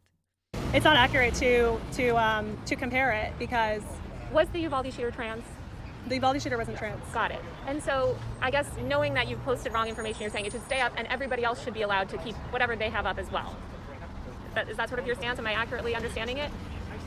Is there a law against? No, I'm not asking law. I'm just lying? asking your personal sort of opinion. I'm just kind of curious because it seems like you have come after other people. Is there a law against lying? It's like, yeah, that's the lowest bottom of the barrel. Like I would if it's illegal. It's not accurate to compare it because I feel like it's different. V-Sphere and other critics saying you posted wrong information about me, take it down. I totally get that. That's your prerogative. It's different with defaming a journalist like that. They're defaming me. And you don't think that calling a shooter trans when they weren't trans is defaming anyone? No. Okay, interesting. I guess they're knowingly lying about me. Taylor Lorenz liked a year-old tweet of mine that had like 25 likes the other day, and I was like, wait, how did this even get on her radar? But it was a tweet where I was like, I see signs saying masks are encouraged but optional. I want to make a sign that says masks are required and we will pour scorpions in your mouth if you don't have one. Listen, you're entering a contract when you walk through this door. You understand that if you're not wearing a mask, scorpions will be poured into your open mouth. And what would you say that you did when you sort of posted that about the shooter being trans? Like I said, an image that was going around for months that I shared from another thing accidentally, and I'm glad there's a community note on it. She now has said she shared it accidentally. Keeps moving it around. I know you come from a more traditional family and sort of a more traditional culture. What is your family and think of your success? You've made a huge career for yourself. You're obviously a rising star in conservative media. How's that affected your interpersonal relationships? I'm not going to get personal. Uh-huh. Into my personal relationships. Yeah. How's it affected your life? I mean, just dealing with this sort of fame relatively overnight. So, I mean, thanks in partly to you, there's been a lot of like death threats, a lot of really nasty messages. But you seem kind of proud about the press that you've received. I mean, your profile picture is holding up a newspaper with you in the headline. Yeah, a newspaper where they just basically lied about me. I thought it's And she keeps saying they lied about me. What did they actually say? What is she? I don't know what the content is that she has tried to get taken down. And she's like, what? But they're defaming me. It's different when you're literally like, you know that you're knowingly lying and defaming me. What were they saying? Is she gonna claim that, like, you know, like her quibble about, I'm not trying to ban books, I'm just trying to get them removed from school libraries. Like, okay. it's funny that they just continue to make up these like lies and libels. You've gotten a big, I mean, even if you discount the mainstream media and just talk about the conservative media, I think your platform has risen pretty significantly. What changes has it had on you? I mean, I cover the content creator industry, and I've seen a lot of people go from sort of a very low-key life, which I would imagine you're living before, to a massive amount of attention and, you know, money and powerful people around you. How has that affected you? Like I said, some safety issues. In part thanks to you and to some other members of the media. But I'm not going to get into my personal life. Oh, no, not about your personal life. I'm just wondering about your career aspirations. Where do you see yourself in 10 years? We'll see. You can make all the plans you want, and God could decide something else, so...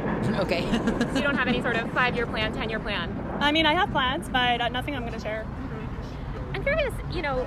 Oh, God, that is her getting into politics. She's like, now I've joined the school board, and then I can continue to wiggle my way into politics. That's why she's not going to divulge her plans, because she is definitely going to try to go into politics as a right-winger. If Trump was reelected, would you be interested in a... Hey, exipation? I can't read. Zipation is how I'm going to pronounce that as. Thank you for your tier 2 sub. I really, really appreciate you. That brings our goal up to 40. I will say, I just have to say as a little aside right this second, that I am getting to a place with the fact that I've been working out regularly, where I feel like I now have an athletic build almost. Like, it's getting close to being what I would describe as an athletic build, because I had been lifting and now I'm doing cardio, and that's making me look more like toned. It's like hypation, but that was taken. Okay, gotcha. That's my very soon-to-be wife. Congrats. Indeed. So I was just thinking about it because at the goal, I'll flex. And I was like, well, dang. Everything about me is just getting way more. Zai was fine, though. I think I might look into a gym membership. I recommend it. You can wear N95s at the gym. They're very breathable. Very breathable. Job with his administration? Maybe. Mm-hmm. Who are you supporting in the election? There's one candidate, Trump. Mm-hmm. Yeah. Only one candidate. Will you be campaigning on his behalf? We'll see. I mean, are you hoping to kind of, I guess, like, would you see yourself in DC? I haven't made any plans yet. How did you get connected with Oklahoma, the state of Oklahoma, and how many times have you been to that state? I was there once. They have, unfortunately, a lot of wokeness in their red state, and I'm trying to help. How'd you originally how did Oklahoma get on your radar as opposed to some others? Because I started posting about the stuff going on in schools there, like I do across the country, and then people were very upset that this was happening in their schools. So, and you've been once. What do you think qualifies you to be on the board, or have to do with education, the education system there? Being that I don't believe you have children in the Oklahoma schools, you don't live in Oklahoma, you've only been once. How does that qualify you to sort of serve in that capacity? What are the qualifications that they require to be on this committee? USA Today reported on that, but I believe it was that you had to. Oh God, I might get it wrong, but I think you have to be. Again, she's like, okay, so it's not against the rules for me to be part of there. That's not the question. The question was, how are you qualified? Like, in what way are you qualified to be there?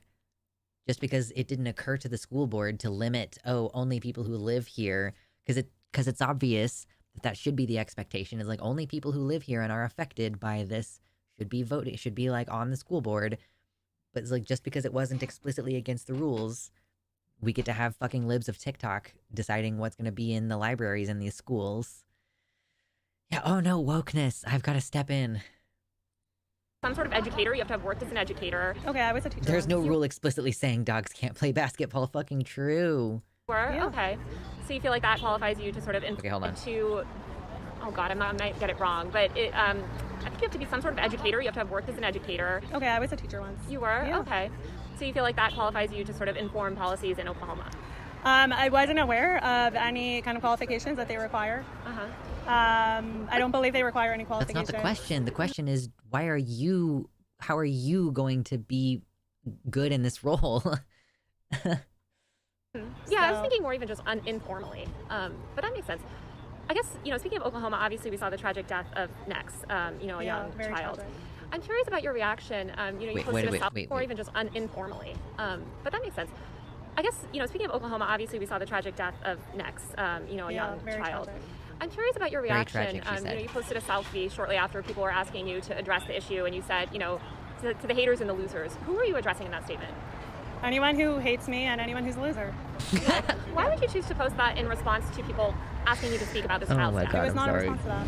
I guess why would you post that prior to making any statement about Nex's death? So, just to be clear, you're trying to police me on when I'm allowed to post selfies? No, just curious. I wanted to post it. I thought it was a cute picture, and I just decided to post it. How do you feel about Nex's death? It's very Oh my God, dude. Oh man. Oh, so you're trying to police me when I'm allowed to post now? Like, girl, I can't stand her attitude. Yeah, I know. She's the worst. very tragic. Tragic. It's horrible. Do you believe Nex should have been allowed to receive gender-affirming care? She should not be allowed to go on irreversible puberty blockers or get sex change surgery. How do you think about the fact that, so often your posts, things that you post about hospitals, Her libraries, whole identity seems to be based around being a huge bitch. I mean, I don't disagree. I do think that some people do that. They're like, my entire personality is being a huge fucking asshole. schools, etc. After you make these posts Transphobic about Regina them, George. they deal with threats. Sometimes bomb threats, sometimes harassment. We don't know who's calling in the threats. And I mean, look, bomb threats are I bad. guess she got famous by being an insufferable cunt, therefore she has a vested interest in staying that way. Yeah, it's her brand. Insufferable, see you next Tuesday. Me posting a selfie right after 9/11, like wishing all the haters and losers a bad one today and getting confused why people are mad. Regina George is probably the transphobic Regina George, let's be real. Yeah, no, that's fucking true. I just rewatched that movie recently. It was so good. It was like, not only is Tina Fey in it, but Tina Fey wrote it. Wow. Surprised no one has dropped a Libs of TikTok diss track yet. I'm not going to be the one to do it.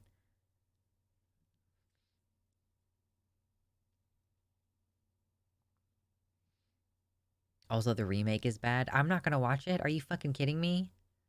There was also a Mean Girls 2, and I'm not going to watch that. Let perfect movies be perfect. Stop sequelizing them and remaking them. Just leave it alone. Make new content. I've said that 1,000 times. People calling bomb threats should be arrested and investigated. You can't call in bomb threats.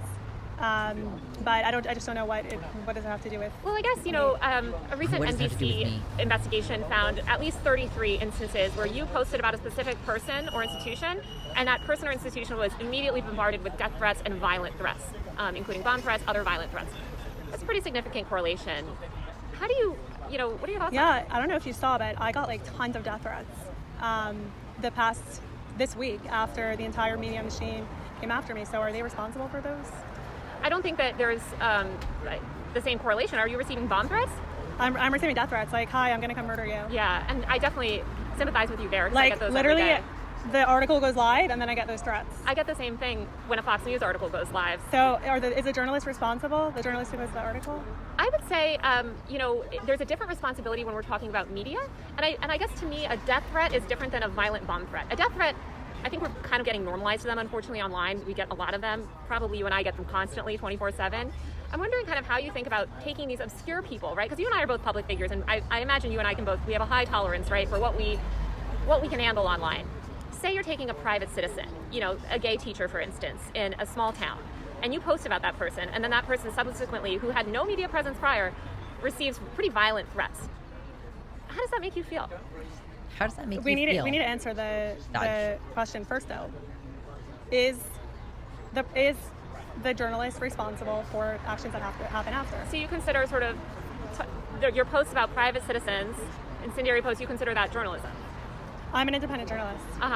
And do you think that there's a difference journalism. between doing journalism on a completely private figure that has no public presence and no institutional power versus reporting on a powerful public institution or person? You still didn't answer the question. Is the journalist responsible for reporting for any actions that happen after the reporting? Personally, I think that journalists should take care and should consider sort of the framing, and I think that they should do their best not to appear as if they encourage that sort of behavior. I've noticed that you haven't necessarily publicly condemned that behavior, publicly told your supporters, listen guys, stop calling in these bomb threats. Who said it's my followers? Do you have information that it's my followers?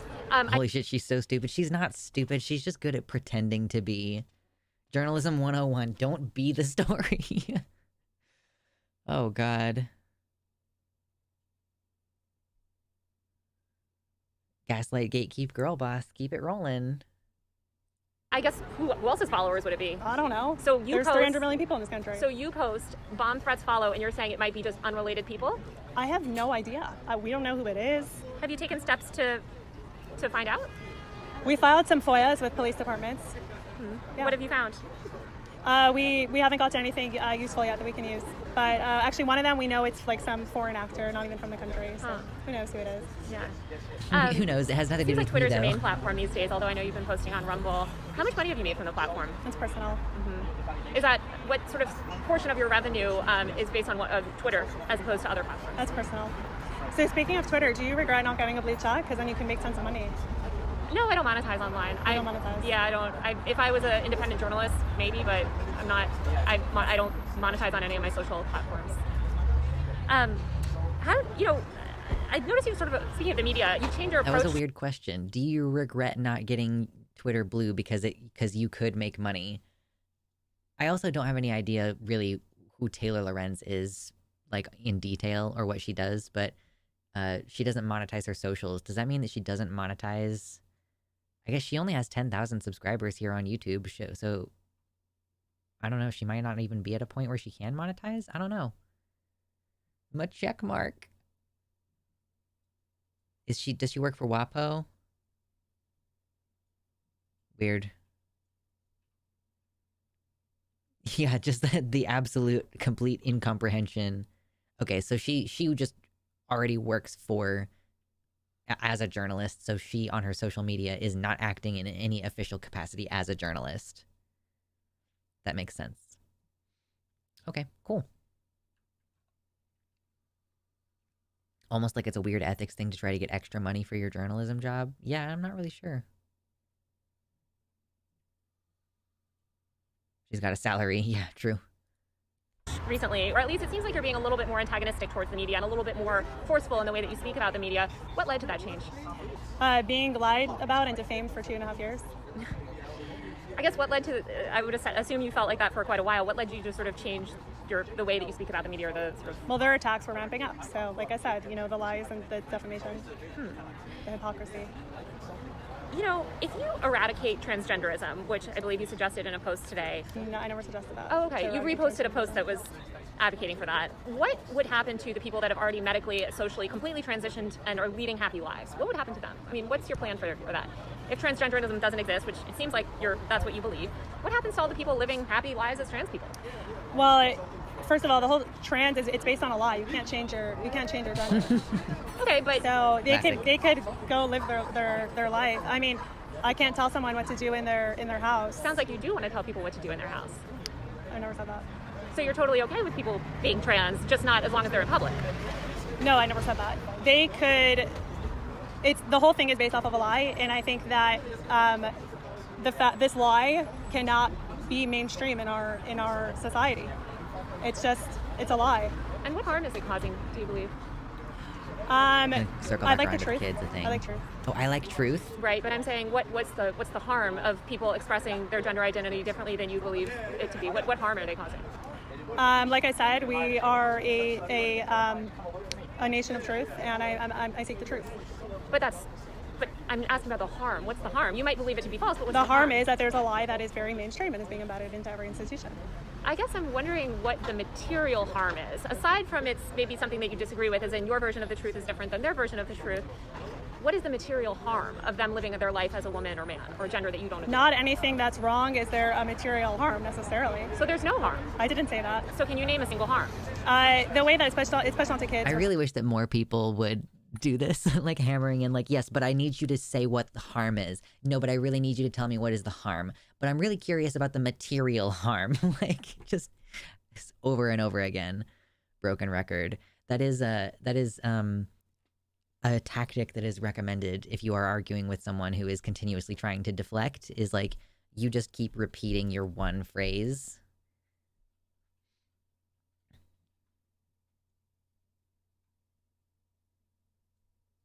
I don't want to make what you do in your house illegal. I just want to make it illegal to obtain any of the things that would allow you to do those things in your house. Precisely. Yeah, the biggest lie in the world, stemming from thousands of years and across every known civilization to have some form of trans people. Yeah, it's all a lie. Don't worry about it, Z-Monster. Come on. What's pushed onto kids? Gender ideology, transgenderism. So yeah, again, she's like, if there's a harm, then the harm is, oh, it's being pushed on kids. But if they're leading happy lives and they just are leading a Well, there are studies that show that they're more suicidal after transition. Not true. No, that's not true. A lie. Yeah, there's a study out of Sweden. That is not true. That is not true. Yeah, you can look up the Taylor. study. Well, taking into account all of the happy people that have transitioned, who are not harming anyone, you can't come up with a single material harm. So if someone says, I'll be happier if I'm blind, should a doctor pull their eyes out? Oh my God. I think that's quite different than gender ideology, but people do, I guess. Someone says I'm happier if I chop my dick off, and we should just let them do that. I think, there's a lot of gender-affirming care that women do, right? I mean, women ascribe to certain gender things. You see women getting boob jobs to affirm their gender. I mean, we're in Los Angeles. We see this kind of gender-affirming. So again, you're comparing boob jobs and nose jobs to they're people gender-affirming. Buying into the lie that they could change their sex. Breast Yeah, enhancements are gender-affirming for women. Just There's a lot of women. Like, yes, it is okay for cisgender women to do gender-affirming things. It is not okay for trans people to do gender-affirming things because that's a lie.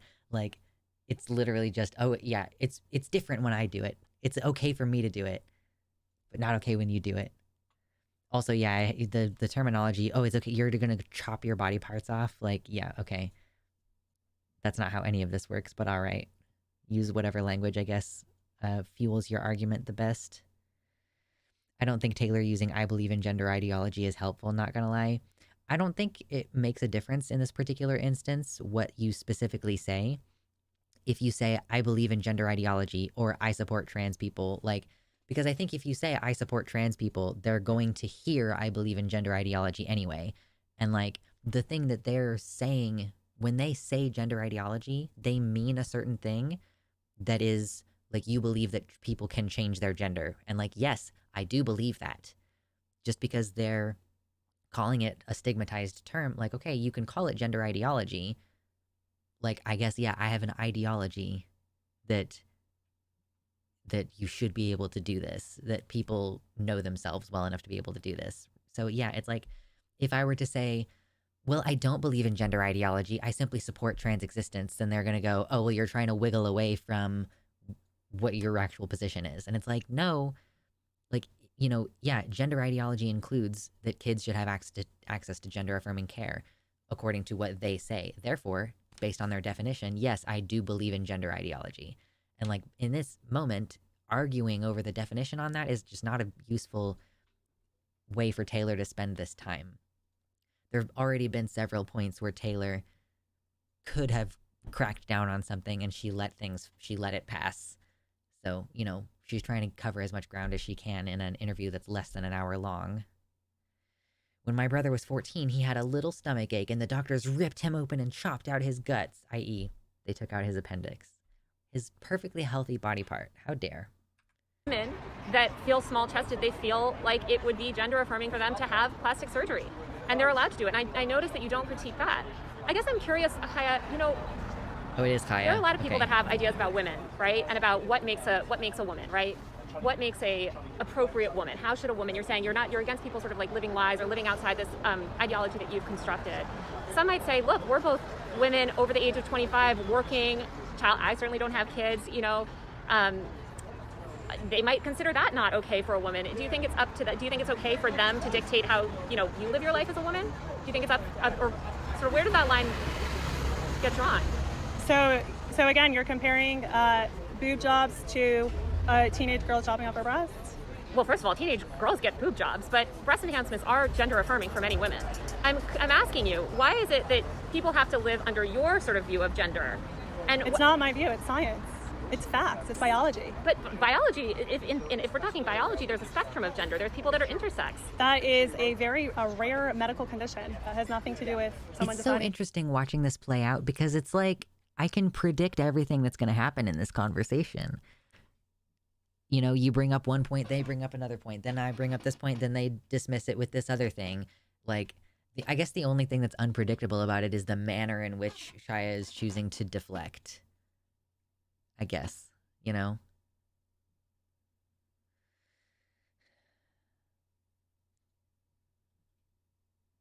Like, yes, breast augmentation and reduction are actually quite comparable, and cis women do both.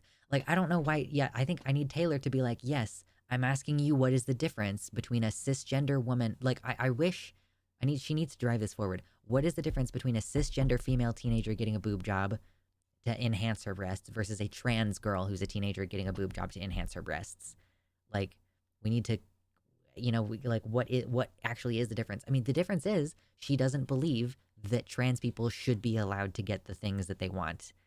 And she's just restricted her rhetoric right now to say, oh, I only think that you should restrict it for underage people. But she will. Have you covered the filth comments yet? Nope.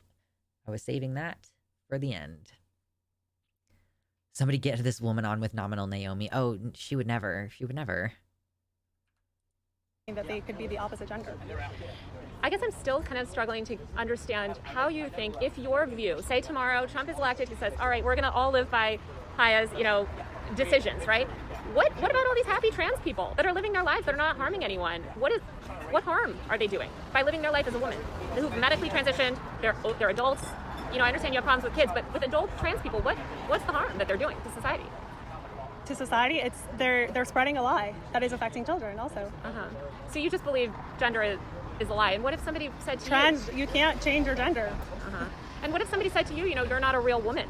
You're not a real woman because maybe you don't meet these certain specific definitions of femininity. That's fine. I don't care. They can call me whatever you want. But what if you would be forced to live by that system? Do you think it's fair that you would, be forced? Is that based in science?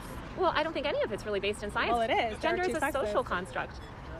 Well, gender is actually made up. Exactly. Yes, we agree on this. We agree. By a child predator, by a pedophile. Oh, great. We don't agree. Yeah. So he made up gender, and now they conflate the two, and they use it to is this the money thing? To basically trans kids. John Money. So there are Money? actually two sexes, and there are zero genders, and there are many personalities. That's what I believe. Okay. A lot of LGBTQ people say that your posts cause an enormous amount of pain. How does that make you feel? How does it make you feel that you're reporting on deflection? Pain? I feel sad for that, honestly. Yeah. So would you stop? No, I'm a journalist and you're a public figure. But I'm just talking about, these non-public figures. Just a matter of fact. No, I'm a journalist and you're a public figure. Oh my God, that was so cute. Yeah, can you please make her answer this question? There's no way. Right? These non-public figures that are... Well, if you put yourself out there on a public platform, then you're kind of making So anybody that posts on social media is a public figure, in your mind? If you're putting your videos out there with the intention that it should go viral, you want publicity. So if somebody's posting on social media, which inherently posting on social media, you're looking for attention, right? You're saying that meets the bar for a public figure? I'm not a lawyer. But I'm asking your opinion. I think that these people, well, first of all, a lot of people I post about are actually in positions that are public, but teachers, I'm talking about doctors. the people that haven't, right? The individual private citizens that you posted who are not, I would argue they're not public figures. You're saying they are public figures because they're posting on social media? They want to be public. They're going on a public platform and publicly posting a video on it. So this is very much abusive dynamic tactics. She's like, well, they want to be in public and therefore I'm giving them the publicity that they so allegedly desire. Whatever happens. I'm not responsible if it turns out that they didn't know what they were getting into when they posted this publicly. Like, she's genuinely just victim blaming them. Like, oh, it's their fault for posting it online. If they didn't want me to post it to my hundreds of thousands of hateful followers, then they shouldn't have posted it at all. on a social media site that is meant for your videos to go viral. And what about Twitter? Would you consider Twitter as well a platform where stuff is meant to go viral? Every social media, if someone posts something on social media, and it could go viral. It's always a risk. Got it. So when you were building your audience and had hundreds of thousands of followers, then would you also agree that you were a public figure? I think that if anyone who puts something out there publicly, anyone could share their stuff. Got it. And so, but I'm saying you consider these people, LGBTQ people, who are just posting on social media, public figures. I said I'm not a lawyer. I don't know the legal definition. I'm just asking your opinion. One thing you noted, and I'm only asking this because I know that you noted that, when I reported on you, that you felt like it was unfair and that you didn't meet the bar for a public figure. So I'm just kind of wondering, as somebody with such a large social media audience, you're saying people with much smaller social media audiences meet the bar for a public figure. Wouldn't you have considered yourself a public figure? If anyone puts out content publicly, then that content could go anywhere. That's what I believe. It could go viral. Anyone could share it. It could go to the wrong side. What they call the wrong side of TikTok. Yeah. It could go. People will see it. You can't control that. Mm-hmm. That's why they hate me, because they want to create this content and they only want their bubble to see it. And then I'll showing it to other people and they just can't handle it. I think you're editorializing it as well. No, I provide very little commentary, probably the least from any other Twitter account that's even a quarter of my size. Okay. Let's talk about drag shows. You come out a lot about, you're very against drag shows. Can you give any examples of children being harmed from drag shows? Yeah, there was one where this mom was saying that her kid decided to be non-binary after watching the drag show, and then the drag queen helped the kid buy new clothes to be non-binary. And you consider that harmful? Yeah, well, because non-binary is made up. There's no such thing as non-binary. And then it just leads a kid on a path. She's like violently incapable of demonstrating a real harm. This is much like the RGR thing, where it's like, yeah, but it's an ontological harm. Truth is good and lies are bad. Therefore, if you tell a lie, that's inherently doing a harm. If you accept something that's untrue, that's a harm. Is she religious? I have to ask. Is Chaya religious? Because if she's religious, then she is also debunking her own beliefs on that. Okay, well, yes, she's Jewish ethnically. I don't know if that means that she's practicing and religious and believes in God and stuff. Good and evil are very real things to these people. If Satan exists, right, they can give you addresses. True. She is also religiously Jewish. Okay.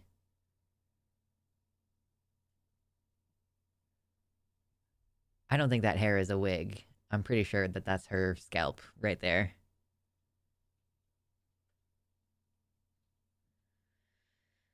Oh, geez. I think I'm gonna take a short little bathroom run, and I'll leave you with the bugs. Also, the ethnically Jewish thing is kind of touchy. No, it fucking isn't. It's a racial thing. All religiously Jewish people are probably ethnically Jewish also, but not all ethnically Jewish people are religiously Jewish, so sometimes it's a worthy distinction, especially if my question is she religious? So, and you can convert to Judaism while not being ethnically Jewish. It just doesn't happen very often. She's 100% the type to think D&D causes real demon summonings. Real demon summonings.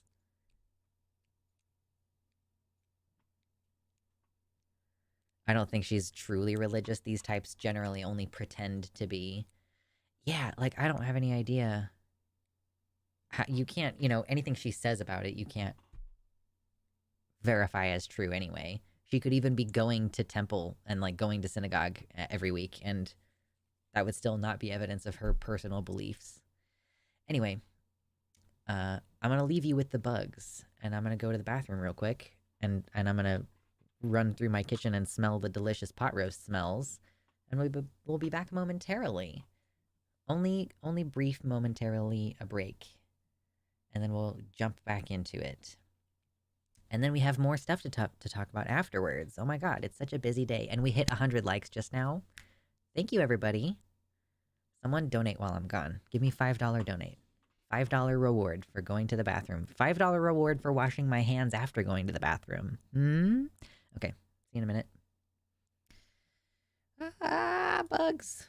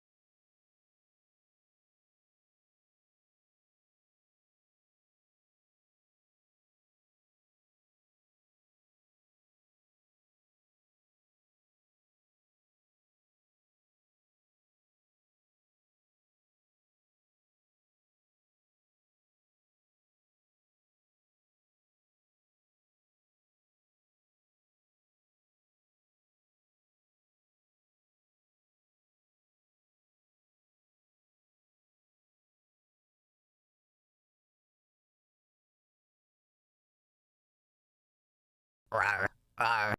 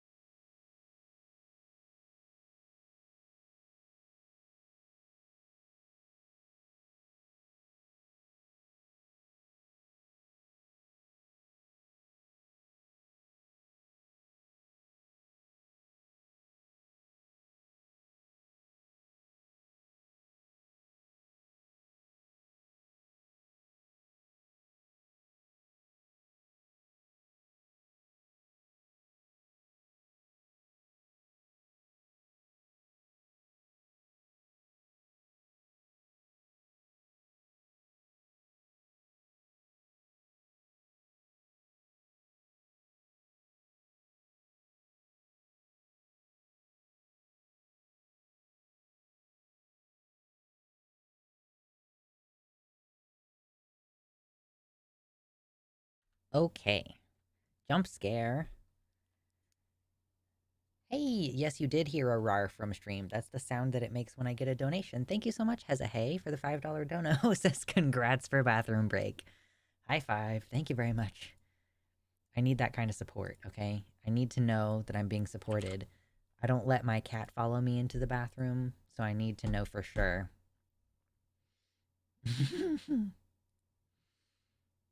Anyway, did the annoying person in chat decide to stop being annoying? What happened there?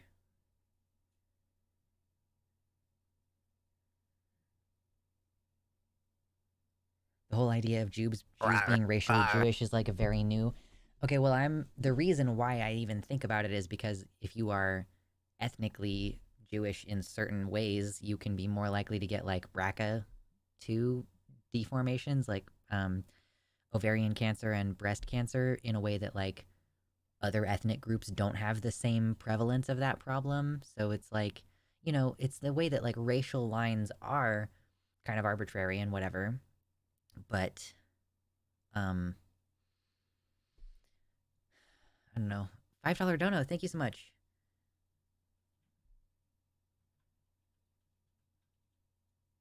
I was wrong on Takis. Kinda gay was borderline defamation. Thank you for being so gay. True. Thank you, Hopsis, for the $5 dono. I appreciate you.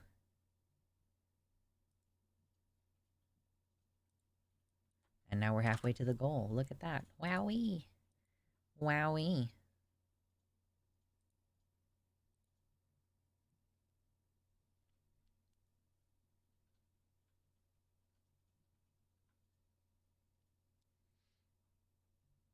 Oh my gosh.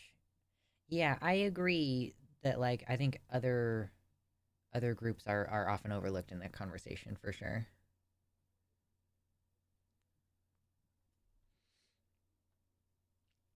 Anyway, let's get back to this video. We have like 15 minutes left in it. Where probably they'll end up in a hospital getting some of their body parts chopped off. Oh, hold on. You see that? Take it back. Like, you can't, there's no such thing as non-binary. And then it just leads a kid on a path where probably they'll end up in a hospital getting some of their body parts chopped off. You seem very against plastic surgery. Are you against... I'm against sex change surgeries. Uh-huh. What about women that want to get their boobs done, want to get their nose done, want to get cheek implants? We're just going to go in circles. Well, I'm just curious. But it's good to note that you're comparing nose jobs to teen girls getting their breast chopped off. Well, teen girls also get boob jobs to make their breasts bigger, right? So both are gender affirming in different ways. You seem very obsessed with one and not interested in the other. So that's kind of what I'm interested in. And I guess I don't really understand that, because both are gender affirming in different ways. I don't call it gender affirming care. I call it sex change surgeries for people who are sold the lie that they can change their sex. Okay, but she's not understanding the question of, like, yes, but it is gender affirming. So it's gender affirming when cis people do it, but it's not gender affirming when trans people do it. It does seem like she's getting mad. Uh-huh. Where do you sort of hope this will end up? You know, like all of this sort of the advocacy that you're doing. I know you said you don't have a 5-year plan for yourself, but what are if you were sort of like going to describe your platform? What are some things that you'd like to see, meaningful changes in terms of policies, laws? Oh, I want to eradicate gender ideology. from public life. That's not specific at all. From public life completely? Yeah, the whole thing is built on a lie. Well, you certainly have a gender yourself. Gender ideology. No, I don't have a sex. Gender. There's no such thing as gender. Okay. I said gender is made up. There's no such thing I as agree gender. that gender is a completely social construct. No, it doesn't exist. It's Okay. there are zero genders. I have a sex. I'm female. There are zero genders. Yeah. So you want to live in sort of a post-gender world where everybody can kind of express themselves through personality however they like. Well, that's what it is now. Uh-huh. But they're just calling it gender. So your But problem there's is, males and females, and then so if there's they were to, infinite. I'm just kind of curious here, and I'm certainly not a gender scholar, so I'm not sure, This is a maybe somebody sort fascinating of part posed of this this. question too. But if people were He to posted a short recently, Lux, explaining that this isn't actually an inconsistent position in their worldview. Yeah, like them having no opinion at all about women getting boob jobs, but being really upset at like people getting top surgery for trans reasons. Like it's not inconsistent. It's not hypocritical because they don't fundamentally at the end of the day believe in autonomy and like personal liberties.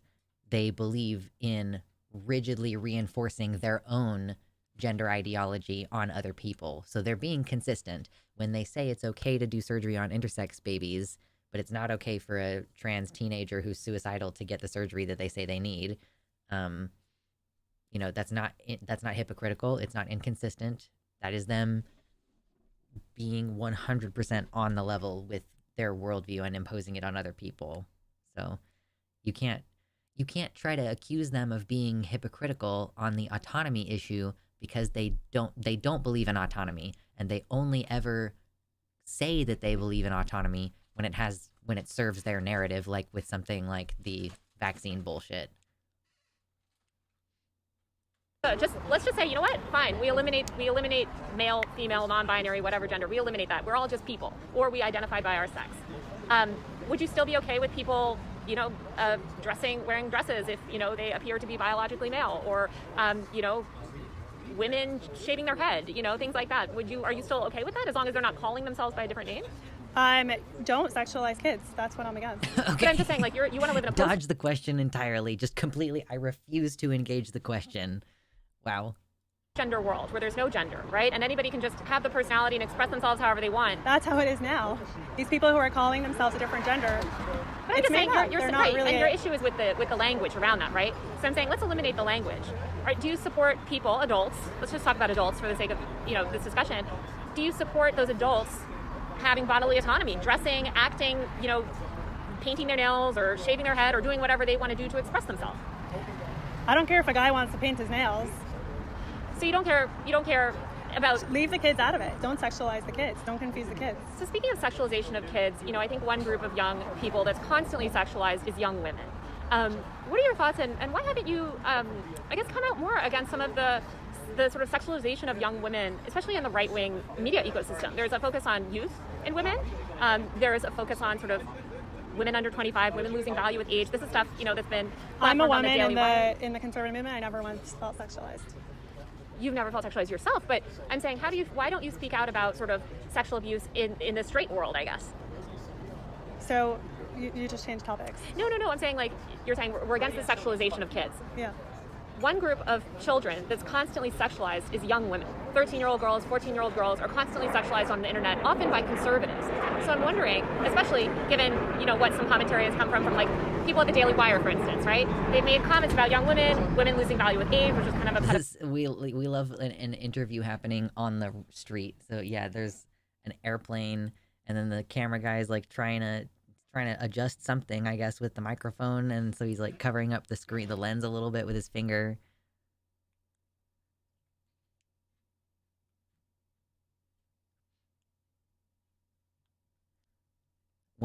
Bullshit. When I was a quote man and painted my nails, etc., everyone said I quote wasn't a real man, but now that I'm trans, they say, "Oh, you're still a man, actually. It's not about truth, it's about power." I wonder what people nearby are thinking.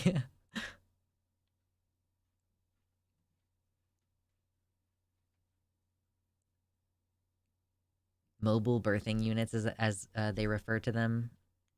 Yeah, they don't really think of women very highly, or young girls very highly. I bet she demanded the setting because she thought that Taylor might assassinate her. I feel like ideology. Why not speak out on that? I've never seen that. I have no evidence. You've never seen young women getting sexualized? I focus on kids. And you've never seen young girls getting sexualized? I love it that Taylor, she just slightly changed her wording and then repeated the question with the exact same inflection because Jaya took the phrase young women as referring to over 18s. And Taylor's like, let me clarify, I meant young girls. Oh man, I love her. I love her so much. It's like she occasionally knows when saying something would look bad, but just she doesn't think about how consistent it is with anything she's said so far. She's not taking it very seriously, but isn't self-aware enough to realize how bad she looks. I think that that's probably accurate. She doesn't seem like a very self-aware person.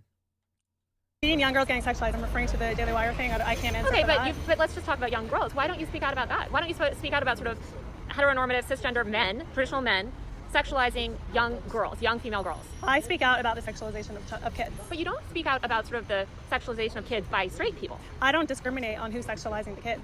But if the kid's being sexualized. Well, but there's only one group of kids that you're talking about, which is you're concerned about sort of people being sexualized by the LGBTQ community. I'm saying a lot of straight older men. Not necessarily the LGBTQ. I mean, if they're, I don't want straight teachers to be talking about their sexuality in schools either. So you wouldn't be okay with a straight teacher, for instance, discussing their marriage? I think it's weird. Uh-huh. Why would someone discuss their marriage in a classroom? Honestly, I don't know. You were a teacher. I feel like teachers sometimes do that, I do think that there is a sexualization of children. I've said it before and I'll say it again. I had a teacher who got married over the summer and she changed her last name. So she had to talk to us about the fact that she got married. She was like, I got married. I changed my last name. Do not call me by my last name anymore. The previous one. It's now this. You need to do it. Like, she was very insistent. And then you'll have teachers who get pregnant. And like, okay, so are pregnant teachers not allowed to work in schools? That is, it would be necessary to prevent pregnant teachers if the ideology were consistent. From straight couples. I mean, I know that I went shopping for a friend recently to find little baby onesies, and when you're looking for little boy baby onesies, a lot of them say, where's my mommy's tits or whatever. You see these kind of, I would say, sexual innuendo on babies' clothes. I've never seen you post about that. I've never seen you post about sort of sexualization from the straight community, I guess. I don't discriminate against who's doing the sexualization. I guess, like, what are you defining as sexualization? But I've never said, like, oh, look, here's porn in school and the librarian is not straight. No, I don't care who the librarian is. I don't care if they're straight or gay or trans or whatever they want to say they are. Yeah, I think it seems I guess I wonder why you don't focus on sort of like young girls as a woman. I mean, were you ever sexualized as a young child? No. I find that interesting because I think all women kind of experience that, although it depends on your community. But I do think that there's a focus on women and age as well. And there's this notion that women lose value. I got really distracted because there was a guy walking across the street in the background, and I was like, I was like, really for a second, like, is this dude about to get hit?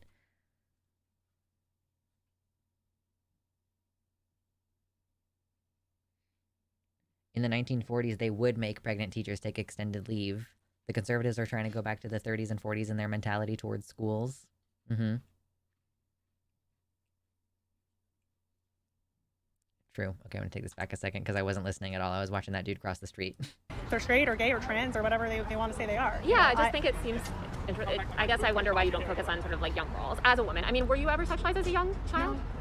I find that interesting because I think all women kind of experience that, although it depends on your community.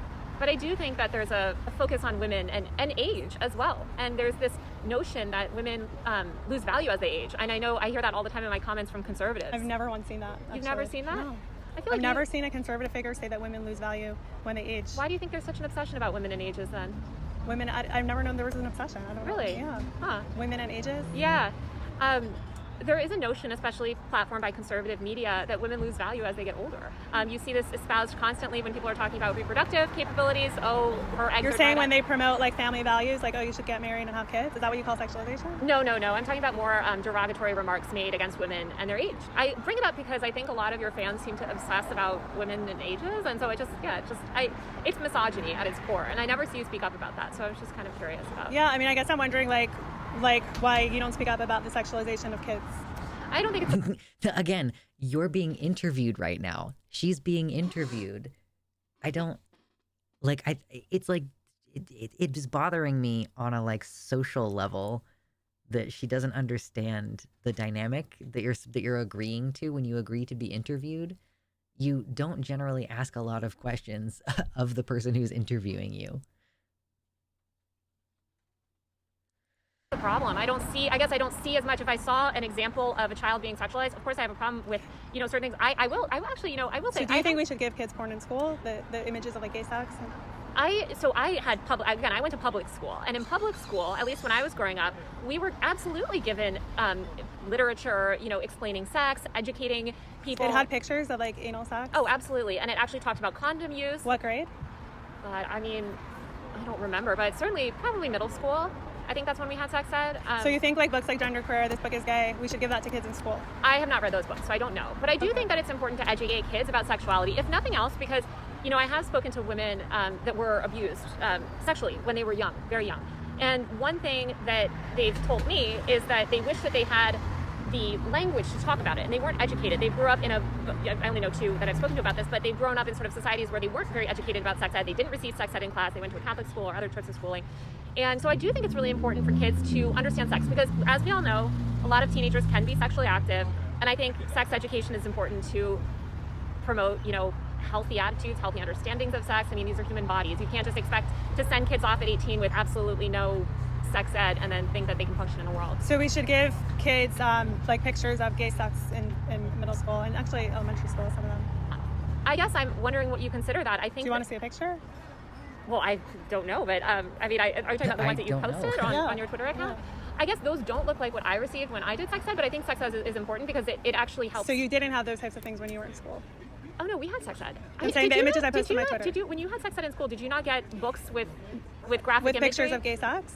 I remember. I don't remember how old you are, but I grew up in the 90s when. I think that Taylor is suggesting that there were pictures showing like the mechanical aspects of like penis and vagina sex, and in like her sex ed when she was in school, and so it's like I wonder if we're gonna figure out that Chaya actually just doesn't like the gay sex part. Like, would she agree that showing imagery for the purpose of education could be important?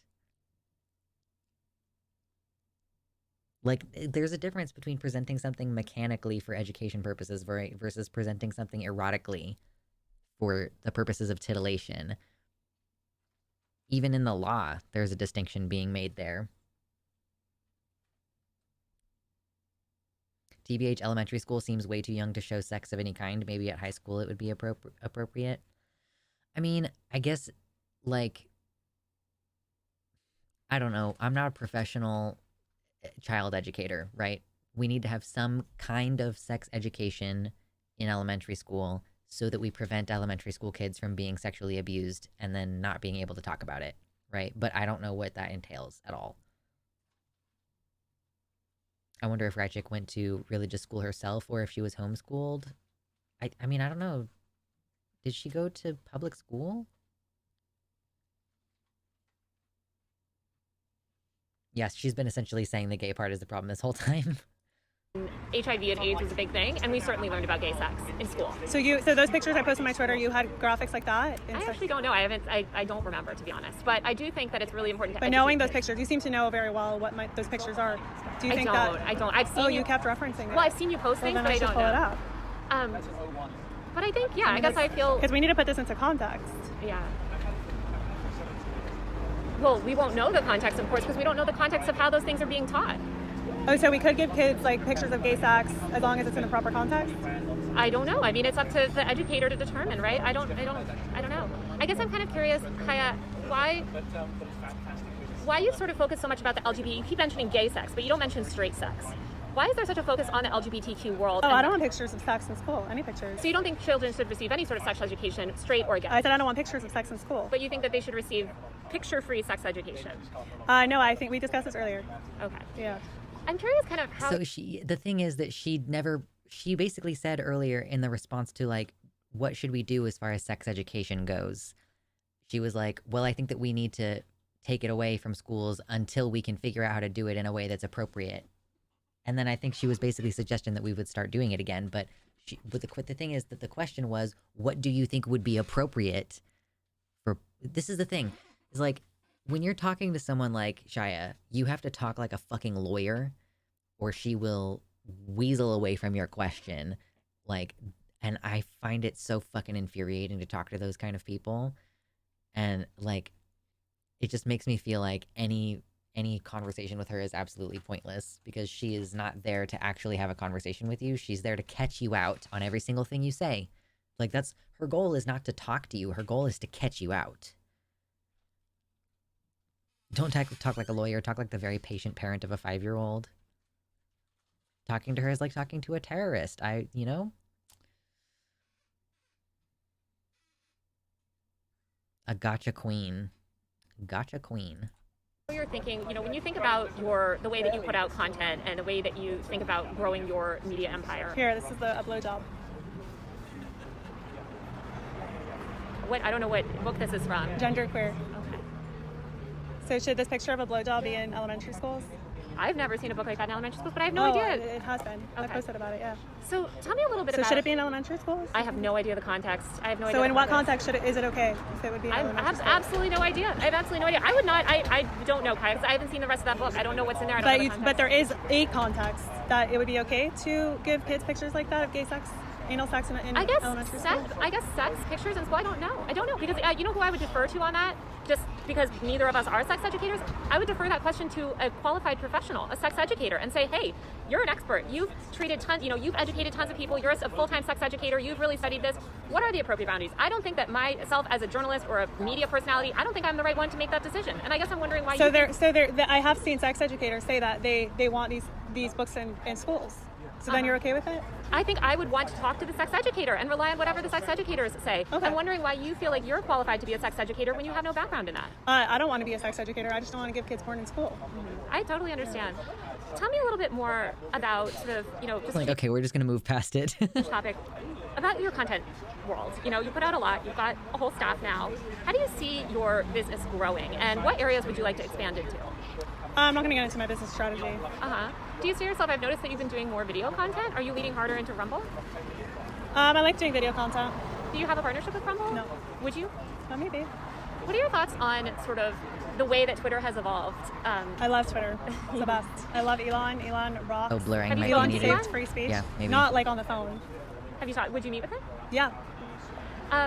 What's been sort of... Obviously, it's not porn if the sex educator wants it in the school. Almost like it's learning materials. Yeah, true. Your kind of criticism of Elon, because you're outspoken against Elon. I'm a huge supporter of free speech and free expression, and I haven't liked the way that Elon has kind of arbitrarily banned journalists. I think that's a little concerning. Who did he ban? Oh, many. I mean, he banned, I think he banned Tyler Brown, the researcher. He banned, obviously, myself, Drew Harwell, other journalists. So how do you feel about all of the conservatives that were being banned left and right when Jack Dorsey had Twitter? I'm of the personal opinion, and I've said this on Twitter and many times, that, look, it's up to every private platform to set their own community guidelines. I'm not a huge believer in permanent bans. And I've always said that. And I defend that in the sense that these platforms evolve and people's usage of them evolve and people evolve. As you just said, you were a completely private citizen 5 years ago. You had no political ideology. Now you have a political ideology. You're a very different person. So when I got banned from Twitter, you were upset at that? Like you thought that was wrong? I don't remember you getting banned from Twitter. I got banned a few times. Not permanently, but... previous to Elon. Yeah. My feeling about any bans is that there should be a path to redemption, should you say. That doesn't mean that I don't think that it's in the right prerogative to ban people for 5 years, 10 years, whatever. I just personally feel like if you're going to issue lifetime bans, you should give people a path to abide by community guidelines. If you join back on and you break community guidelines again, look, that's on you. But personally, I think that, that's just my belief, and I've talked about that for years. I think that there should be a path to abiding by. If somebody says, hey, look, I know I broke community guidelines. I know what I was posting was... Jack Dorsey is a rightist extreme libertarian. How was Twitter leftist biased? I mean, yeah, that's a good question, because consistently on both Twitter and Facebook, they have been historically not enforcing the terms of service equally across the platform, because if they applied the terms of service, they would have to ban a lot of conservatives for breaking terms of service. Like the way that they talk about gay and trans people, if you were enforcing the terms of service, they would not be allowed to say those things. And so in order to avoid the appearance of bias against right-wingers, these platforms deliberately allow these right-wingers to continue saying things and breaking terms of service on the website, breaking community guidelines on the website. They always bring up that one book, Genderqueer, but they've banned hundreds of books across the country that have nothing remotely objectionable about them. Yeah, they have to rely on that one example.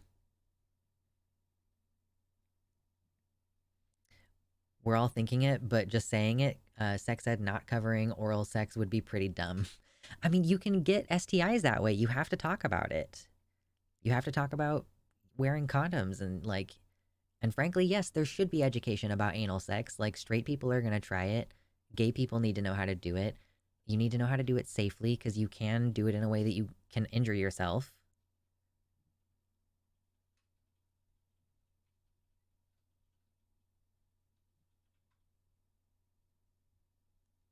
They had a model to filter out alt-right terrorist speech on Twitter and couldn't implement it because it kept catching Republican lawmakers. Yeah, the lawmakers specifically.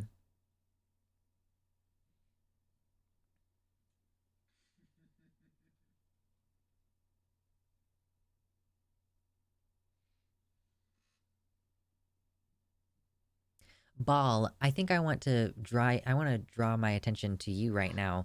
Um, there's a difference between an appeal to authority fallacy versus an appeal to expertise, which is a thing that you should do.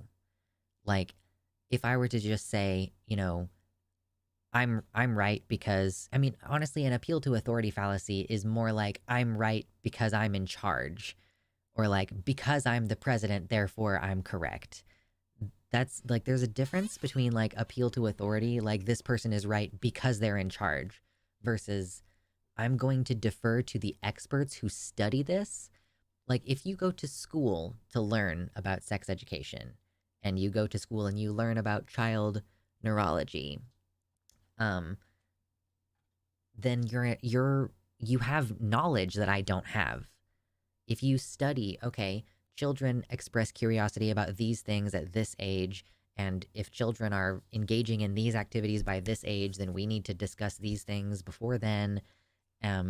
Like, people who actually know about this stuff, like, what I don't see why it would be a problem to defer to them.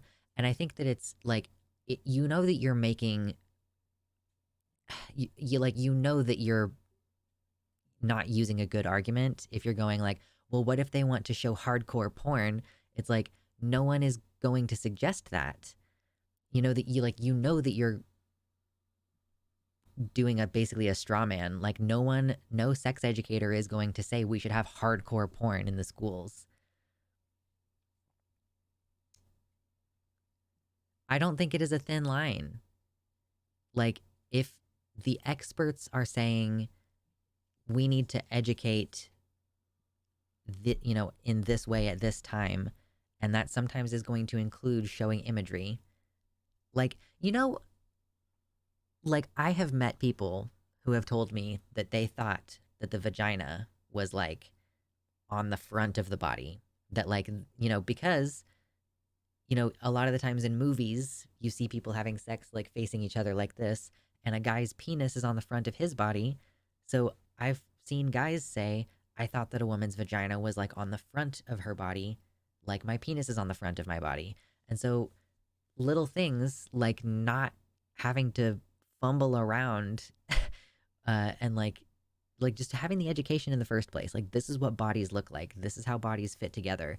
That's the kind of information that we're trying to give to students. Like, this is how the things physically look. This is how the things physically fit together. Here's how to do things safely. If you do things in this way, then it would be harmful to you. And I don't understand the point of arguing that, like, because you personally have a distaste for the idea that children are learning those things, that means that you, as an expert, and I don't just mean you, Ball, but I mean libs of TikTok, she's sitting here going, because I personally don't think that it's appropriate, regardless of the fact that experts say that this is the best way to prevent children from being harmed. Like, I personally am still going to insert myself into the narrative and spend my money and like my and like use my digital currency as a community and thought leader at this point to try to change what is being done in the schools, counter to what the experts say. Like, there's a certain point at which you have to acknowledge, like, she does not know what she's talking about in terms of what is actually going to result in the least amount of harm to children.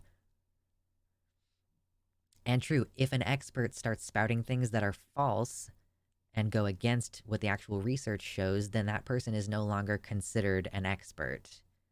So they lose their credibility. My pronouns are in the corner here. Oh, am I tiny or am I big? Am I big? My name and my pronouns are over here. Usually it's online.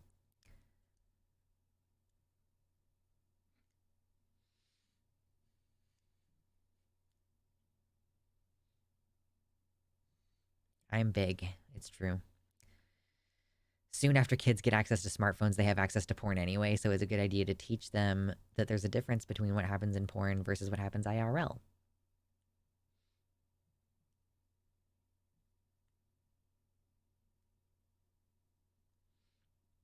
Anyway, let's get the rest of this 2 minutes done.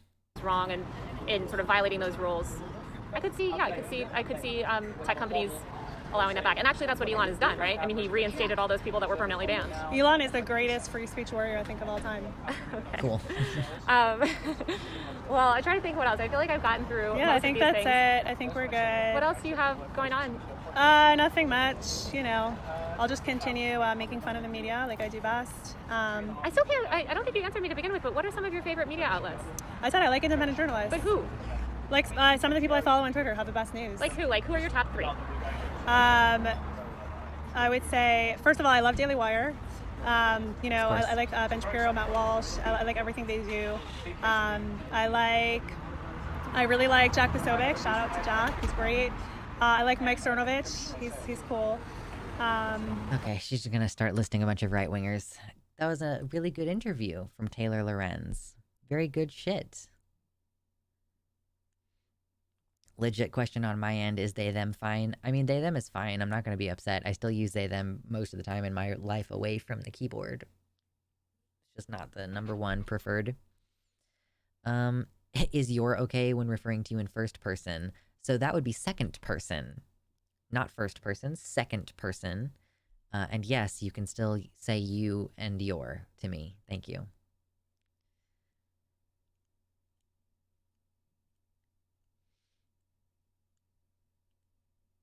Greatest free speech warrior of all time. Remember when he helped Modi censor dissidents on Twitter?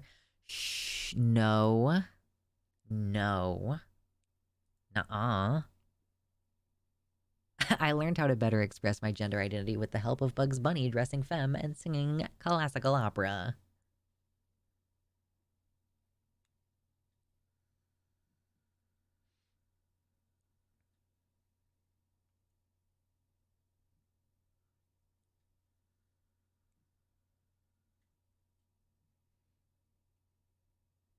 Grammar. Grammar applies to pronouns. Nope, I don't think so.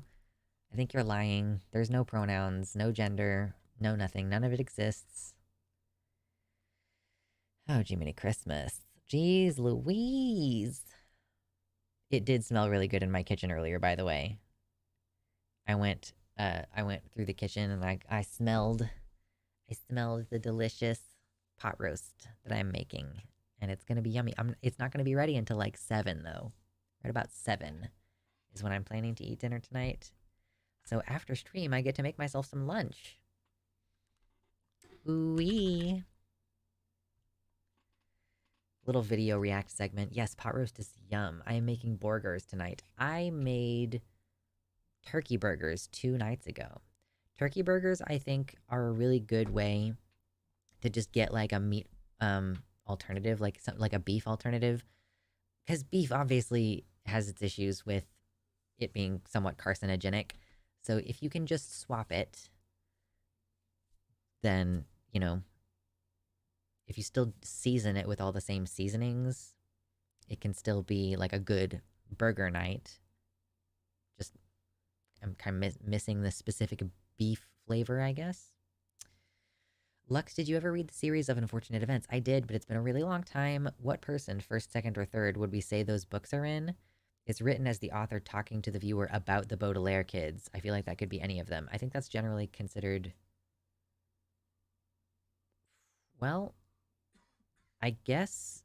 I mean, most of the storytelling is going to be in third person because we're not seeing the events of the story through the eyes of the children in the sense that they're saying, I did this.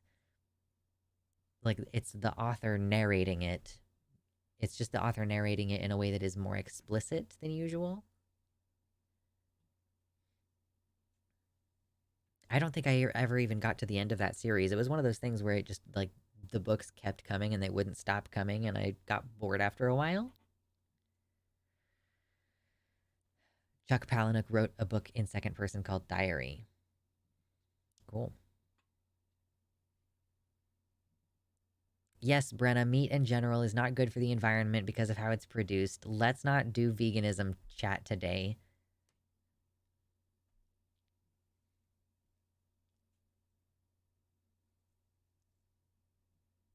The Netflix series of Unfortunate Events is a good adaptation. They captured the feel of the books very well, I think.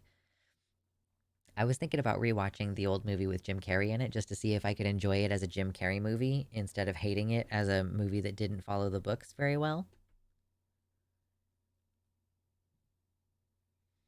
Is there any meat that comes close to turkey and meat in terms of taste? We don't get turkeys that easily here, so I was curious. I don't know, guys. What meat does turkey taste like?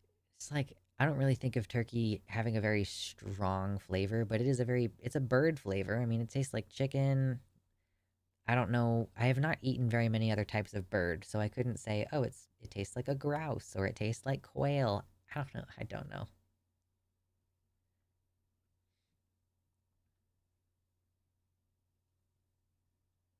Neil Patrick Harris makes a great Olaf IMO.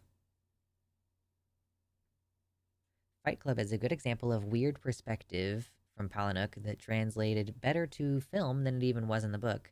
Palahniuk actually said the movie was better than his book. It conveys his story very well.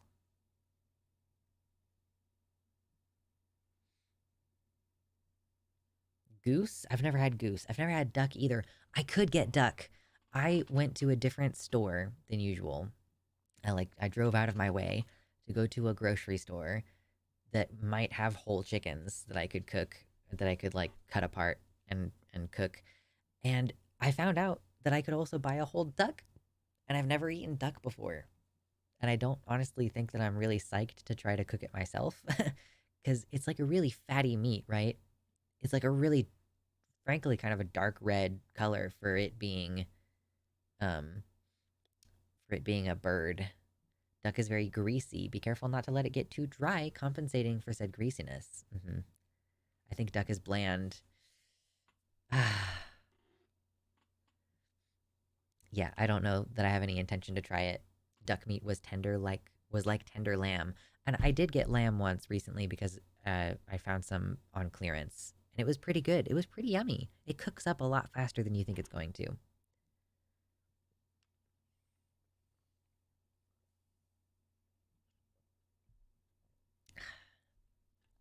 Yeah, and I've never had like mutton, but the lamb was really tasty and tender. So maybe I'll have to occasionally just try like a weird meat.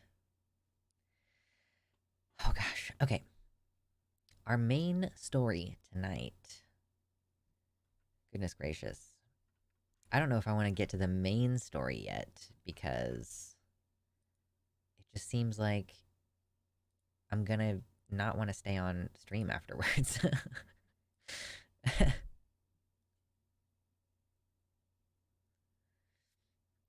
The main story is the title story. An Oklahoma senator referred to trans people as filth when responding to a question about Nex Benedict.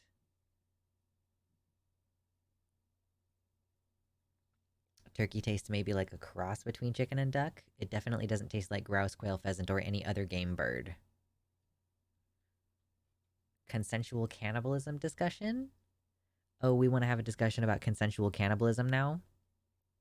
Is that what it is?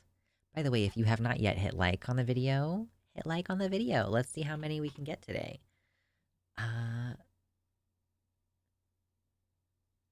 So yeah, I mean, are we saying if you like sign a contract before you die, can you give someone permission to cannibalize you? Is that what consensual cannibalism is?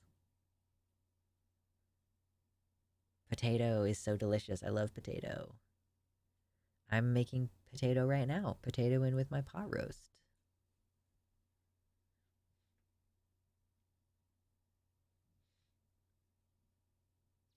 Why wait for death? You could just give away an arm or leg.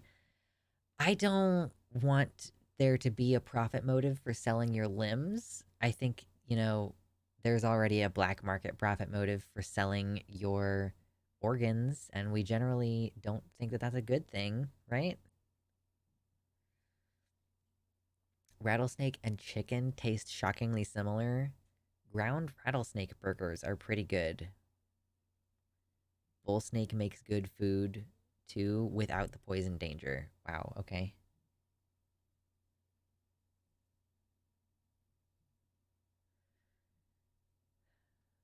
There's already a service to grow a steak out of your own biological makeup if you send it to them in the mail.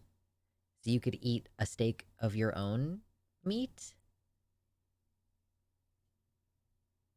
Some cultures practice funerary cannibalism. Yeah, I mean, I think that it's generally a bad idea to eat predators. You know? Like, you don't want to eat things the further up the food chain they are. So I don't think I would really want to eat human meat because we eat so many other animals. Like, I also really wouldn't want to eat a wolf unless I had to. Just to be clear. Snakes are an ethical food source because they reproduce super fast. I have never considered eating snakes before. Like, of the different meat sources that I could produce, I feel like, all their little bones, I think it would not be worth it.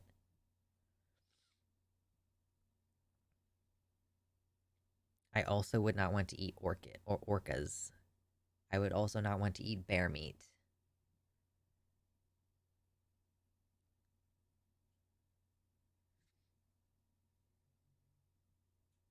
Predators are meat fed though, so like 2 meat per meat. That's why you don't want to eat them. Because you don't want more meat per meat. More meat per meat equals more heavy metals.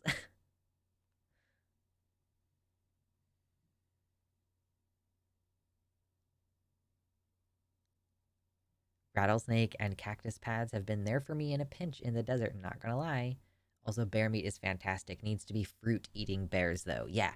Yeah. If the bears are like, we only eat berries. I want to try giraffe. I've never thought about eating giraffe before. We also aren't comfortable eating intelligent animals because we see them as closer to us. Yeah. I mean, I think it's, there's the whole concept of being pescatarian where you can eat fish because I think the idea is that fish don't experience like pain and love and loss in the same ways that human beings do. And that, like, you could imagine if you're, for example, if you have like a family of rabbits that you're growing and you're not keeping them in cages separate from each other, I don't know, like, are they sad when you kill their babies? Like, when the babies just go away? I don't know, probably not. I mean, rabbits are pretty short lived and their babies go pretty quick, but still, you know what I'm trying to say? Like, I could imagine a situation where your farm animals have personal relationships and so you don't want to kill one of them. But anyway, pigs are super smart and apparently really similar to humans. They do indeed. I've heard that human tastes like pork, and when you kill a pig and it screams, it sounds kind of like a people scream. Giraffe is technically kosher. The Inuit eat polar bear, but that's because they have to kill them when they are attacked, and then they just don't waste the meat.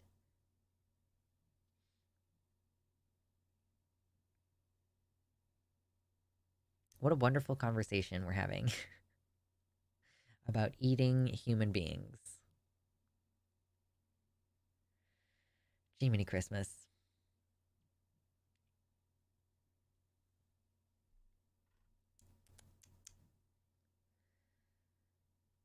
There is more emerging information about Next Benedict's death, but I'm not going to talk about it today until things become a little bit more clear.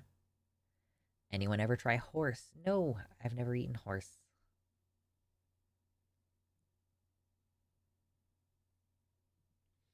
I won't be voting this year because I will not be voting for genocide. Go vote for everything except the president, if that's what you have to do. But vote for other things. And if you live in a swing state or in a state that you're very sure is going to go blue, I still think that you should vote for Biden, even though it is distasteful to do so.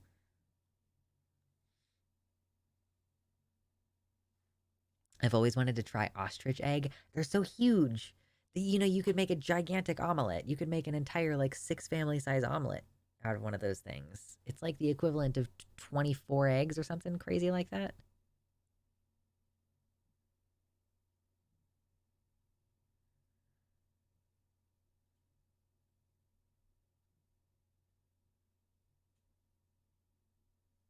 If you're ever thinking about chickens for produce, try geese instead. Chickens are so much less destructive and aggressive than geese. I don't want geese. Yeah, how many... Wait. How many chicken eggs is one ostrich egg? It's roughly 20 chicken eggs in one ostrich egg by volume. Although the good thing about having a couple of geese is that they do have a tendency to they'll help protect themselves. I will begrudgingly vote Biden. I will not be happy about it though. I salute you. That's a good. You got a harm reduction.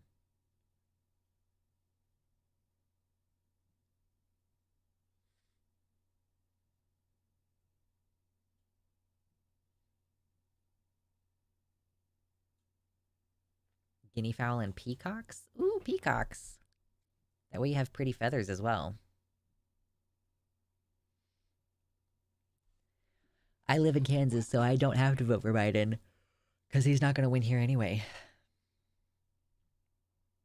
I'm going to vote for Biden, but shake my head the whole time I'm filling out the form so that everyone can know I disapprove. Feathers are good money. What are some things you can use feathers for? Obviously, you can stuff things with them, like beds and pillows and blankets. You can use them to decorate and to write. You can use them, I guess, to insulate jackets as well.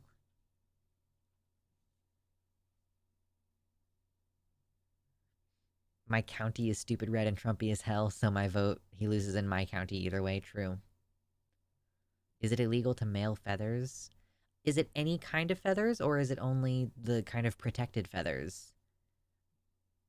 I'm assuming if you are raising your own guinea fowl and peacocks, that those are not illegal feathers. Arrows as well, true, you got arrows.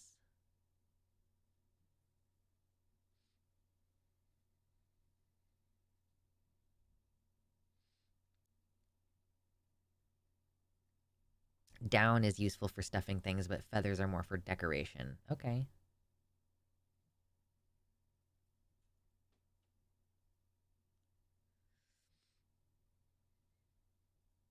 I like the idea of mail-in voting. Yeah, I usually just go vote in person, but like a week or two beforehand. Like, I enjoy the process of physically going, but I just go early. It's not that hard. Of course, you know, it's good that I have the option to do that. Not everybody has the option.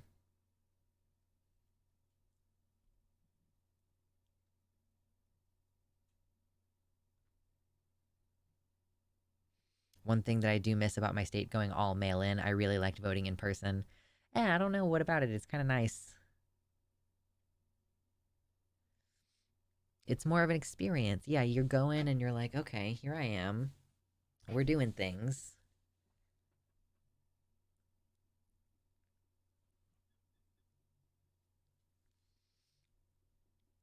I don't think this is at all incorrect. Yeah, unfortunately, voting is not actually a way to express your personal morality on a national stage. It would be nice if it was, but our system is mostly anti democratic anyway, so voting is a strategic move to bring you closer to your desired outcomes. Olayemi Oliren described it as picking your weakest adversary, and I endorse that view. Yeah, vote in the guy who's going to be the weakest when it comes to being a pushover and you getting your agenda passed. I'll whip out my fountain pen and make it an experience. Yeah, then you can vote from home, filling out the ballot by candlelight.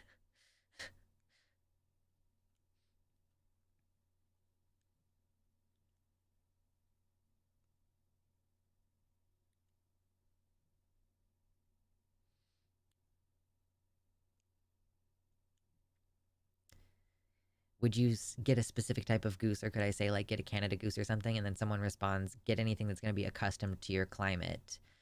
Okay, so that's a good thing about if you're growing food as well.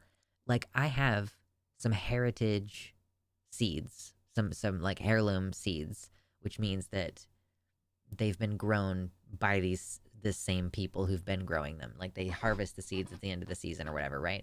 Um, but the seeds are from a different climate zone than where I live. So really, like, if I were to get heirloom seeds, I would be better off buying heirloom seeds that are from this area. So I think this is going to be a similar thing with if you get any animals, you want those animals to already be acclimated to where you live. Don't try to take cold weather animals with you down to Arizona. They're not going to do well. Heirloom gear that get that extra XP. Listen, don't. I, the intrusive thoughts.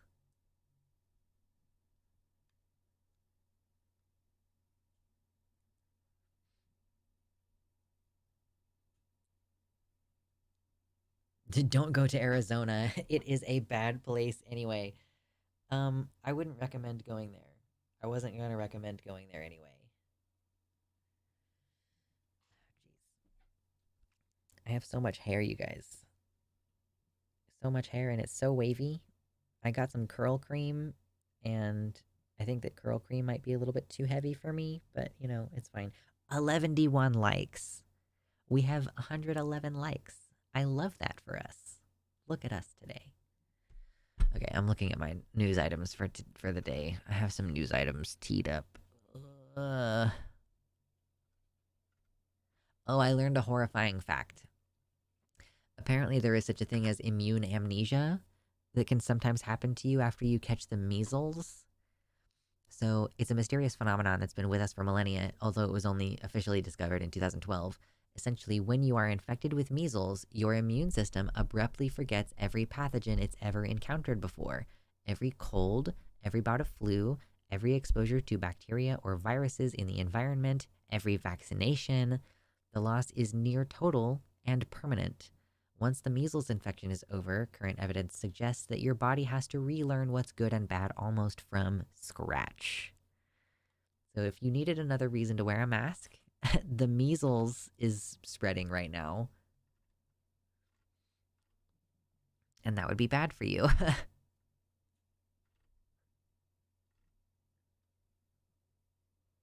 Yes, measles has been making a comeback. Oh god, yawn. Fuck me. Hmm.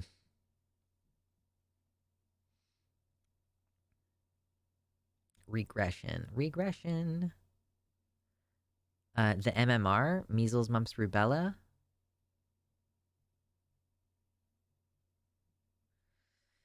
Anywho, okay, what have I got for today?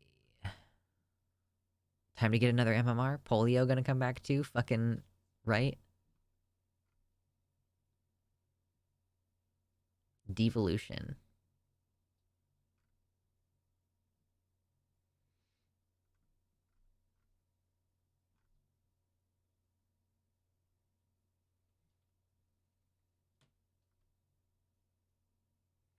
How in the world is it coming back because of anti-vaxxers? Yeah, I think so.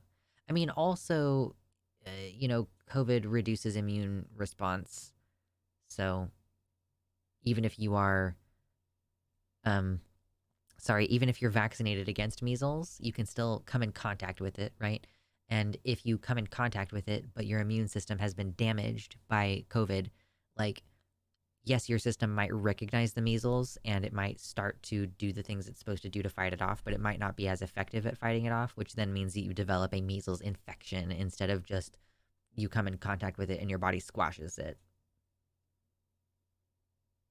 Yeah, we're actually losing our herd immunity.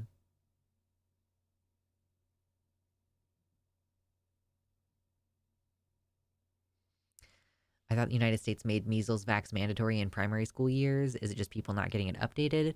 I think that there are more and more exemptions. It seems like there are more and more exemptions that, you don't have to. I mean, maybe that's one of the reasons why homeschooling is becoming more popular too, because maybe some of this stuff is required in the schools, and there isn't always a good excuse that will be accepted. Is it skin related? Wait, what?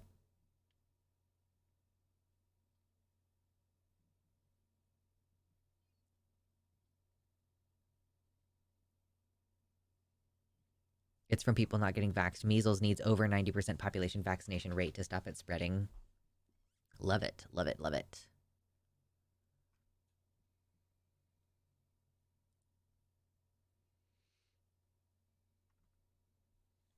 Oh my gosh.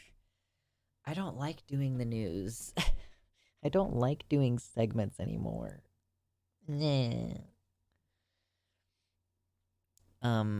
Homeschooling is becoming more popular on the left because people want their kids to not die of preventable diseases or getting shot, and more popular on the right because people don't want their kids to know gay people exist. True. News is depressing AF. It's depressing AF. Oh, God. Let's talk about democracy, shall we? We've been locked in this conversation about who to vote for, who's going to be worse for the country. Left-wing people being like, you absolutely have to vote for Biden because otherwise, with the whole January 6th thing, the right wing has made it so obvious that they're going to try to overthrow democracy and overthrow whatever. As much as they have the same policies about Israel and they have the same policies about the border, Democrats and Republicans are not different to each other in some of those big significant ways, but they are different to each other in that at least Democrats are not explicitly anti-democracy, but we are seeing even more actual explicit anti-democratic sentiment from right-wingers, where it seems like they're basically saying if they get elected, they are going to do what they can to dismantle the infrastructure of our free voting system.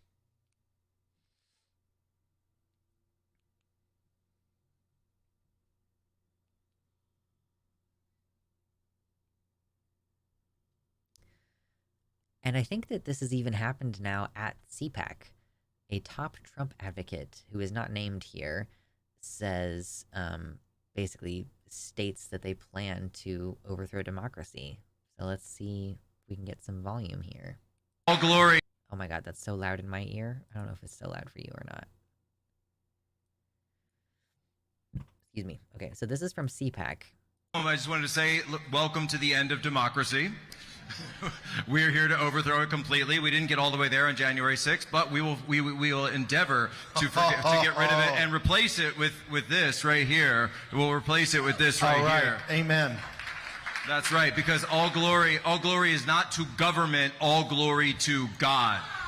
Was there I think there was oh, sorry that the subtitles are, the title of here is not correct. Where is it? Over there? There?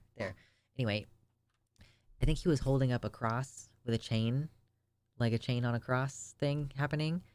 Because, yeah, it sounded at first like he was joking. Genuinely, at first, it sounded to me like he was just jokingly saying, haha, yeah, they keep accusing us of trying to overthrow democracy, lol. But I do genuinely think that he meant what he said just then. Oh, we didn't get it on January 6th, but we're going to, yeah, with fisting, it was a rosary. Okay, that's what I thought. Yeah, something along those lines. So, I don't know that I have a lot to add on the subject, but it is not good. it is not it's worth it to vote for Biden because at the very minimum, like someone said in chat earlier, you're choosing your weakest adversary. Trump is going to be a very strong adversary if he is against the process of voting. It's going to be much harder to oppose him if he dismantles our voting power while he is in power. Whereas Biden at least has to pretend to be pro-democracy. So if he is to undermine our voting power, he has to do it in a sneakier way. So he is our weaker adversary. He is the person we want to vote for, because if we're going to be struggling and fighting against our president for the next 4 years, we want it to be Biden, for sure.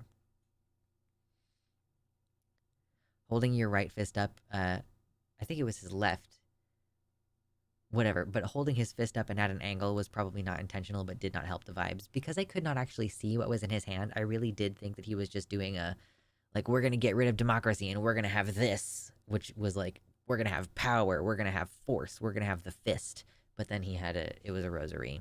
So, giving the wrong impression, my dude, with a low grainy image video.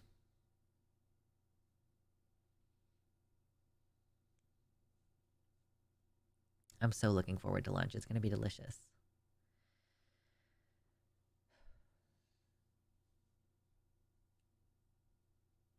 Vibes, yeah, Vibes 100% not on board.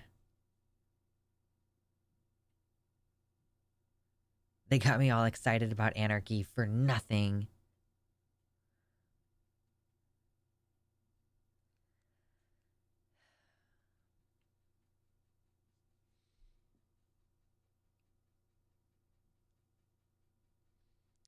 Yeah, this was supposedly at CPAC. I don't know if this is their main stage now or if this guy is just not enough to warrant the main stage. Is this their main platform now? Are they aligning themselves with January 6th on the mainstream, or was that like just him on a side stage? I guess we would have to find out if CPAC denounced his remarks, which I haven't seen. Oh well. Think of it as a vote against fascism rather than a vote for Biden. I think that's a fair way to think of it. Another person pointed out at some point, don't think of it as a vote for Biden. Think of it as a vote for all of the Democrats that he's going to appoint to be Secretary of Education and Secretary of whatever, like his entire cabinet. You're not voting for Biden. You're voting for all of the people he's going to put in place for his administration.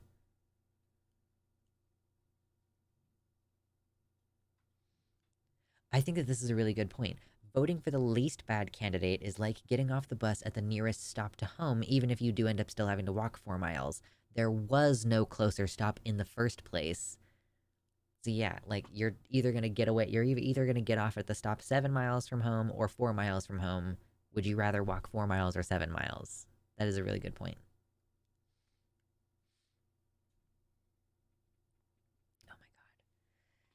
Oh my god, we have to do this. We have to do the title segment so that I can go eat. I'm so hungry. I would like to walk 7 miles and be smug about it.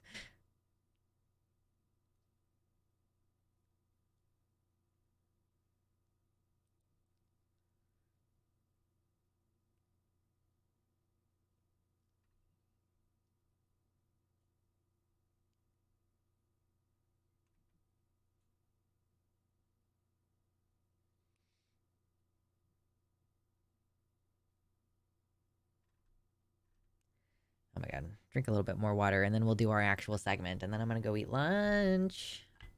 Thank you everybody so much for hanging out, for liking the stream, for donating, for participating in the conversation. It's been a nice chill time. We had a little bit of fun doing a little bit of a reaction content.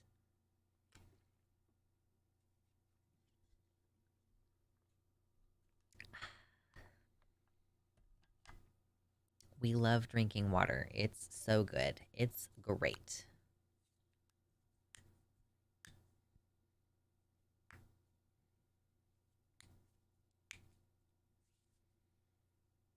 Have a donut. I'm trying and failing to cut back on my sugar intake. So, yeah. at person in Twitch chat. There is no Twitch chat, my loves. If you are on YouTube right now and you're looking at this chat on screen and you're going, I don't think that that is YouTube chat, you're correct, but it's also not Twitch. This is from my website. So if you want, you can click the top link in the description to go over to my website, which has a custom chat with custom emojis. And if you send me money directly through my website, then Google doesn't take 40% of your money.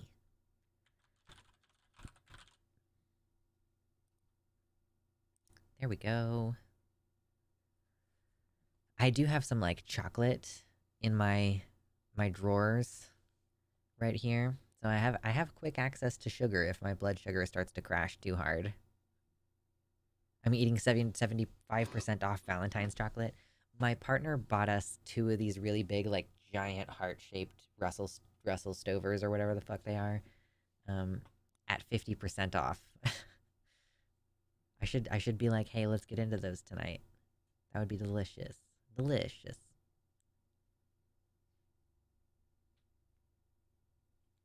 Non-binary dicks chat. True. I really should make, like, one of these that's more skin color. And then I should make more of them so that I can sell them, I guess. I am surrounded by 75% off Valentine's candy at the moment, and cough medicine. It's a strange combo. It's an interesting combo. Oh god, okay. Well, let's finally talk about the thing. 120 likes. Good grief. Thank you, everybody. Alright.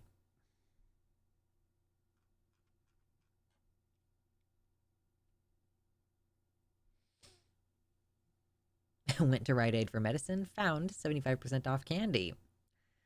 That's the way you do it. Why? Is it still... do you still have Valentine's candy? Valentine's Day was like 2 weeks ago. Anyway. Or like a week ago? Yeah, it was like a week and a half ago now. Whatever. Okay. We covered the unfortunate news about Nex Benedict last week, and basically, if you missed that video, a non-binary teenager and a fellow trans student were both in the girls' bathroom. The non-binary student, at least, was supposed to be in the girls' bathroom, legally speaking. In Oklahoma, you legally have to use the bathroom of your sex assigned at birth. So this young non-binary person was in the correct bathroom. There was an altercation with 3 cis girls, presumably 3 non-trans girls. Some details are still coming out about what the specific situation was, but essentially there was a fight and Nex got really badly beat up and ended up dying the next day, presumably from some complications from their injuries, although it is still unclear because the police autopsy report is obviously going to be suspect. So we want to see if there was an independent autopsy and try to find out if there's any more details about the circumstances behind their death, because it seems from anyone observing the situation like Nex Benedict was beaten up in the bathroom with a fellow trans student by some cisgender girls in an environment where they had already been being bullied for being non-binary. And then they died after basically they're hitting their head on the floor of the bathroom. So that's the situation that we're dealing with in Oklahoma. This happened in Oklahoma. And so today we're going to be discussing some follow-up news from Senator Tom Woods. He's an Oklahoma state senator. He's not, doesn't have a federal position, but he is a senator of the state of Oklahoma. And he was asked a question about the death of Nex Benedict, and apparently said some pretty vile things, and so that's what I want to cover today. I want to discuss that today. Okay, let's get the volume right here. All died after being beaten in a wall so high. Okay, hold on. That needs to come up a little bit. Okay, that might be as loud as I can get it. I'm sorry if this is a little garbled. It's from a press conference, so the audio is not great. I apologize.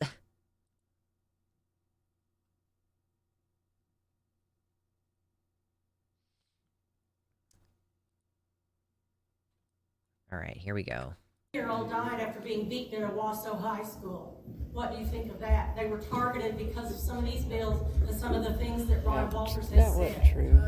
So this audience member is suggesting that Nex was beaten up because of some of the anti-trans rhetoric within the state, because there have been laws passing restricting the rights of trans people, and just there's an increasingly hostile environment. So this person in the audience is asking, oh, do you think these things might be related? Maybe might be related a little bit. I don't know, maybe a little bit. No, that's not. That's horrible. That is horrible that anybody is beaten up and died. That is. I don't know about that case, but I promise you I will check into it. I'm being told time's up. Live mic. So my time's up, but I want to say one thing as an educator. As an educator, I took the oath to educate students, not indoctrinate them. And I'll always take that stand. We're there to educate our students, love them, nurture, and help them to be successful. My heart goes out to that scenario. So I think this is, each person is having an opportunity to respond. I'm sorry that I can't tell you who is speaking at which point, because this is just audio only with the image, but it is supposed to be Tom Scott who says the thing, or no, not Tom Scott, was it? Tom Woods, Tom Woods, who says the objectionable thing in here. Scenario, if that is the case, but we represent a constituency. We're a Republican state, supermajority in the House and Senate. I represent a constituency that doesn't want that filth in Oklahoma. You know, we are a religious state. We are going to fight to keep that filth out of the state of Oklahoma, because we're a Christian state. We're a moral state. We want lower taxes. We want people to be able to live and work. The thing that I was most interested in was all the murmurs in the crowd going like, what, that filth? Because he just said, yeah, we don't want that filth in our state. And this is his response to being asked a question about a trans teenager who just died, and like the question of, do you think that constantly talking about how it's filth maybe contributed to an environment where this child is now dead? And yeah, he's like, confirmed, yeah, we do view this as filth and we don't want it in here. And like, he's almost like dodging the question of like, he does need to acknowledge that it's a bad thing, and he's not acknowledging that it's a bad thing.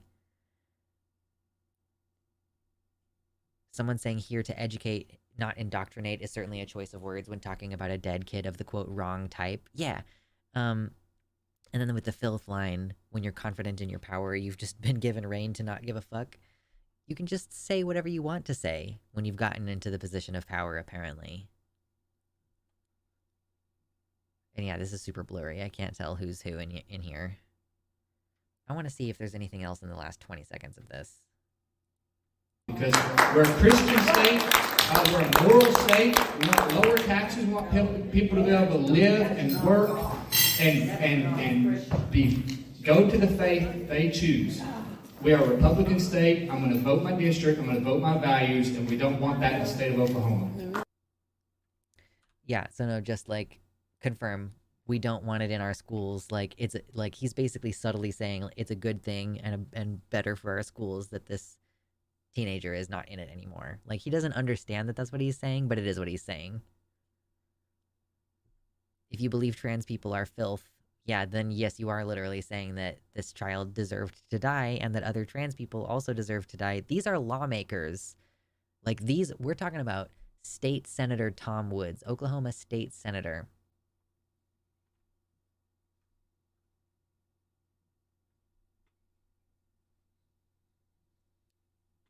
Like, we know that this is their official opinion, but it's just rare that they say it out loud.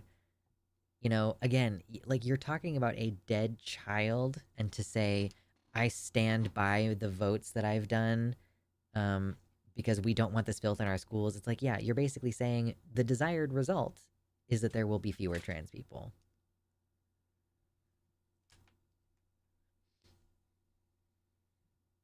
Mersh says, this is just like in the 1960s during the Civil Rights era when African Americans were being deliberately killed. I'm not as familiar with that period, of course, But yeah, I'll take your word for it on there.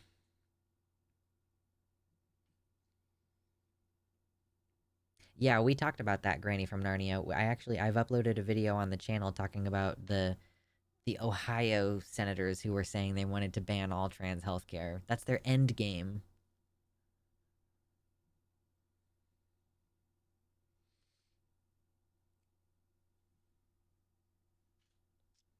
But it's good at least to know that there are some good folks in Oklahoma who care about trans youth and are, shocked that this state senator would refer to trans people as filth.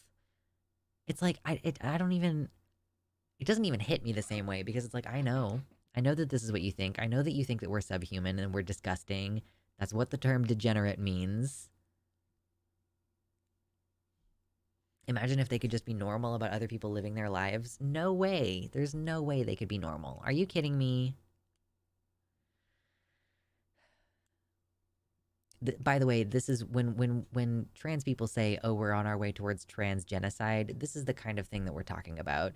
When your response to learning about the death of a trans child is to say, yeah, well, we don't want that filth in our schools, you're basically dehumanizing trans people by referring to us as subhuman.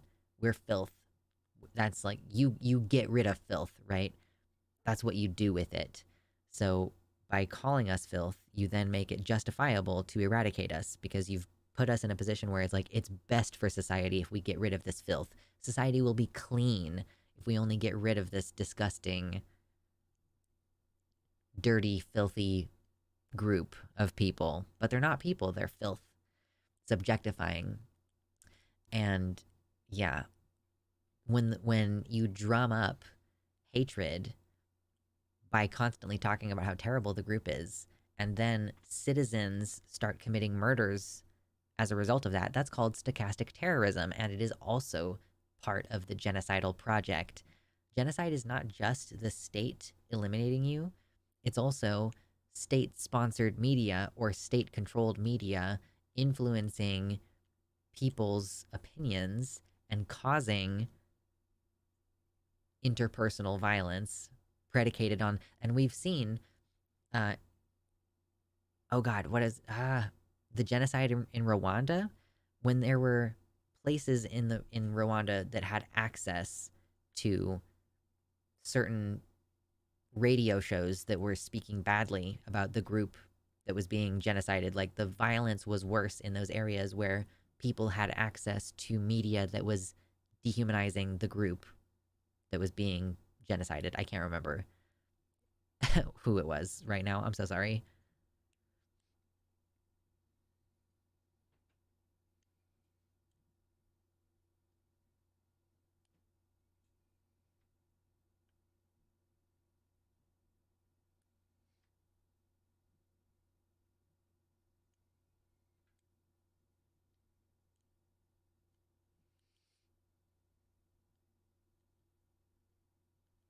I feel so bad for all these queer kids who have to live in a state where their government actively advocates for their destruction.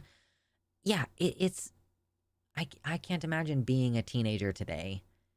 I think it would be crushing. I think I would be deeply suicidal. Like, I have come through a lot of that, and I'm on the other side of it. I've been in my therapy, but if I didn't have a therapist, I would probably be very much on that side of, like, I don't know if I can make it in this world. Now I'm angry, and like, I've been hardened by my experiences, but I also I grew up in a period of time where people were mostly neutral toward the idea of trans folks. Like, things were starting to get a little bit better with acceptance, and yeah, it's a totally different world now.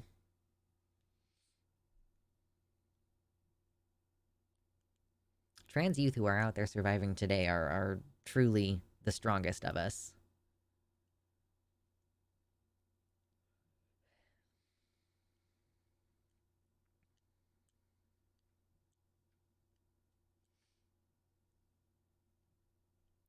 Yep. Let's move past it, y'all. Let's move past it. We cover the same news all the time. We talk about it all the time. It's blah, blah, blah. We got it. We got it. We got it.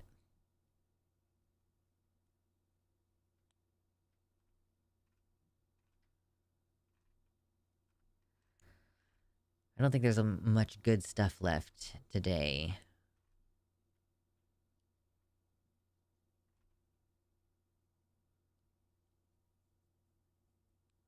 I would not send a child to school in Oklahoma. If I lived there, I would get a good accredited online school and enroll them in that. Or I would send my children to boarding school out of the state. Yeah, in any of these places, I don't know why you would trust your children to the school system.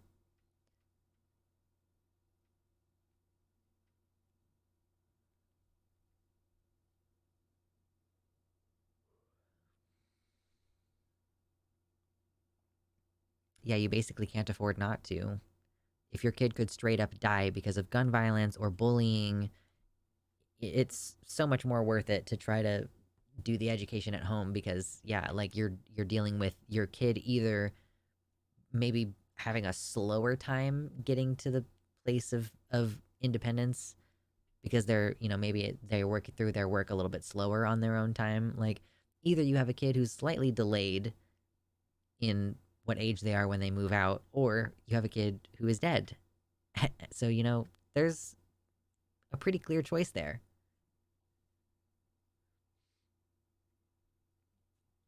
Oh, gosh.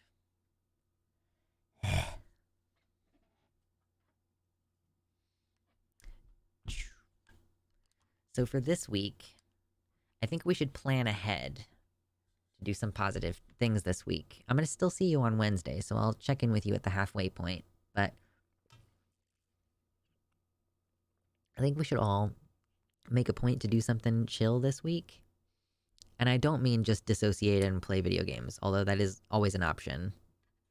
Can we do gaming news sometime? I don't actually have an opinion on most of the games. I play old games, or like I get stuck on the one game that I'm interested in.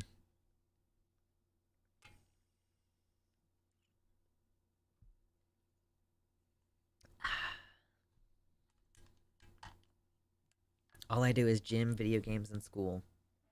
Listen, gym is so good. If you don't already go to the gym, then do some other kind of physical activity thing, okay? If you can, right? Like, video games are good, but don't tune out entirely, Spend at least some portion of your week thinking about your life and, like, existing in it and just, like, being really present.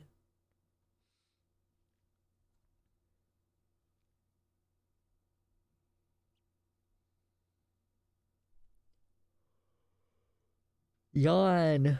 Oh no. I'm so tired. Why am I so tired? Okay. Be good to yourselves this week. Plan to do something nice. Treat yourself. Even if it's something small. And generally, keep your shit together. Keep your shit together. Until I see you on Wednesday, okay? We're gonna do our best. Keep our shit together. Alright. Parasocial love, my friends. Parasocial love. My little weird horties. And toodaloo. Until next time.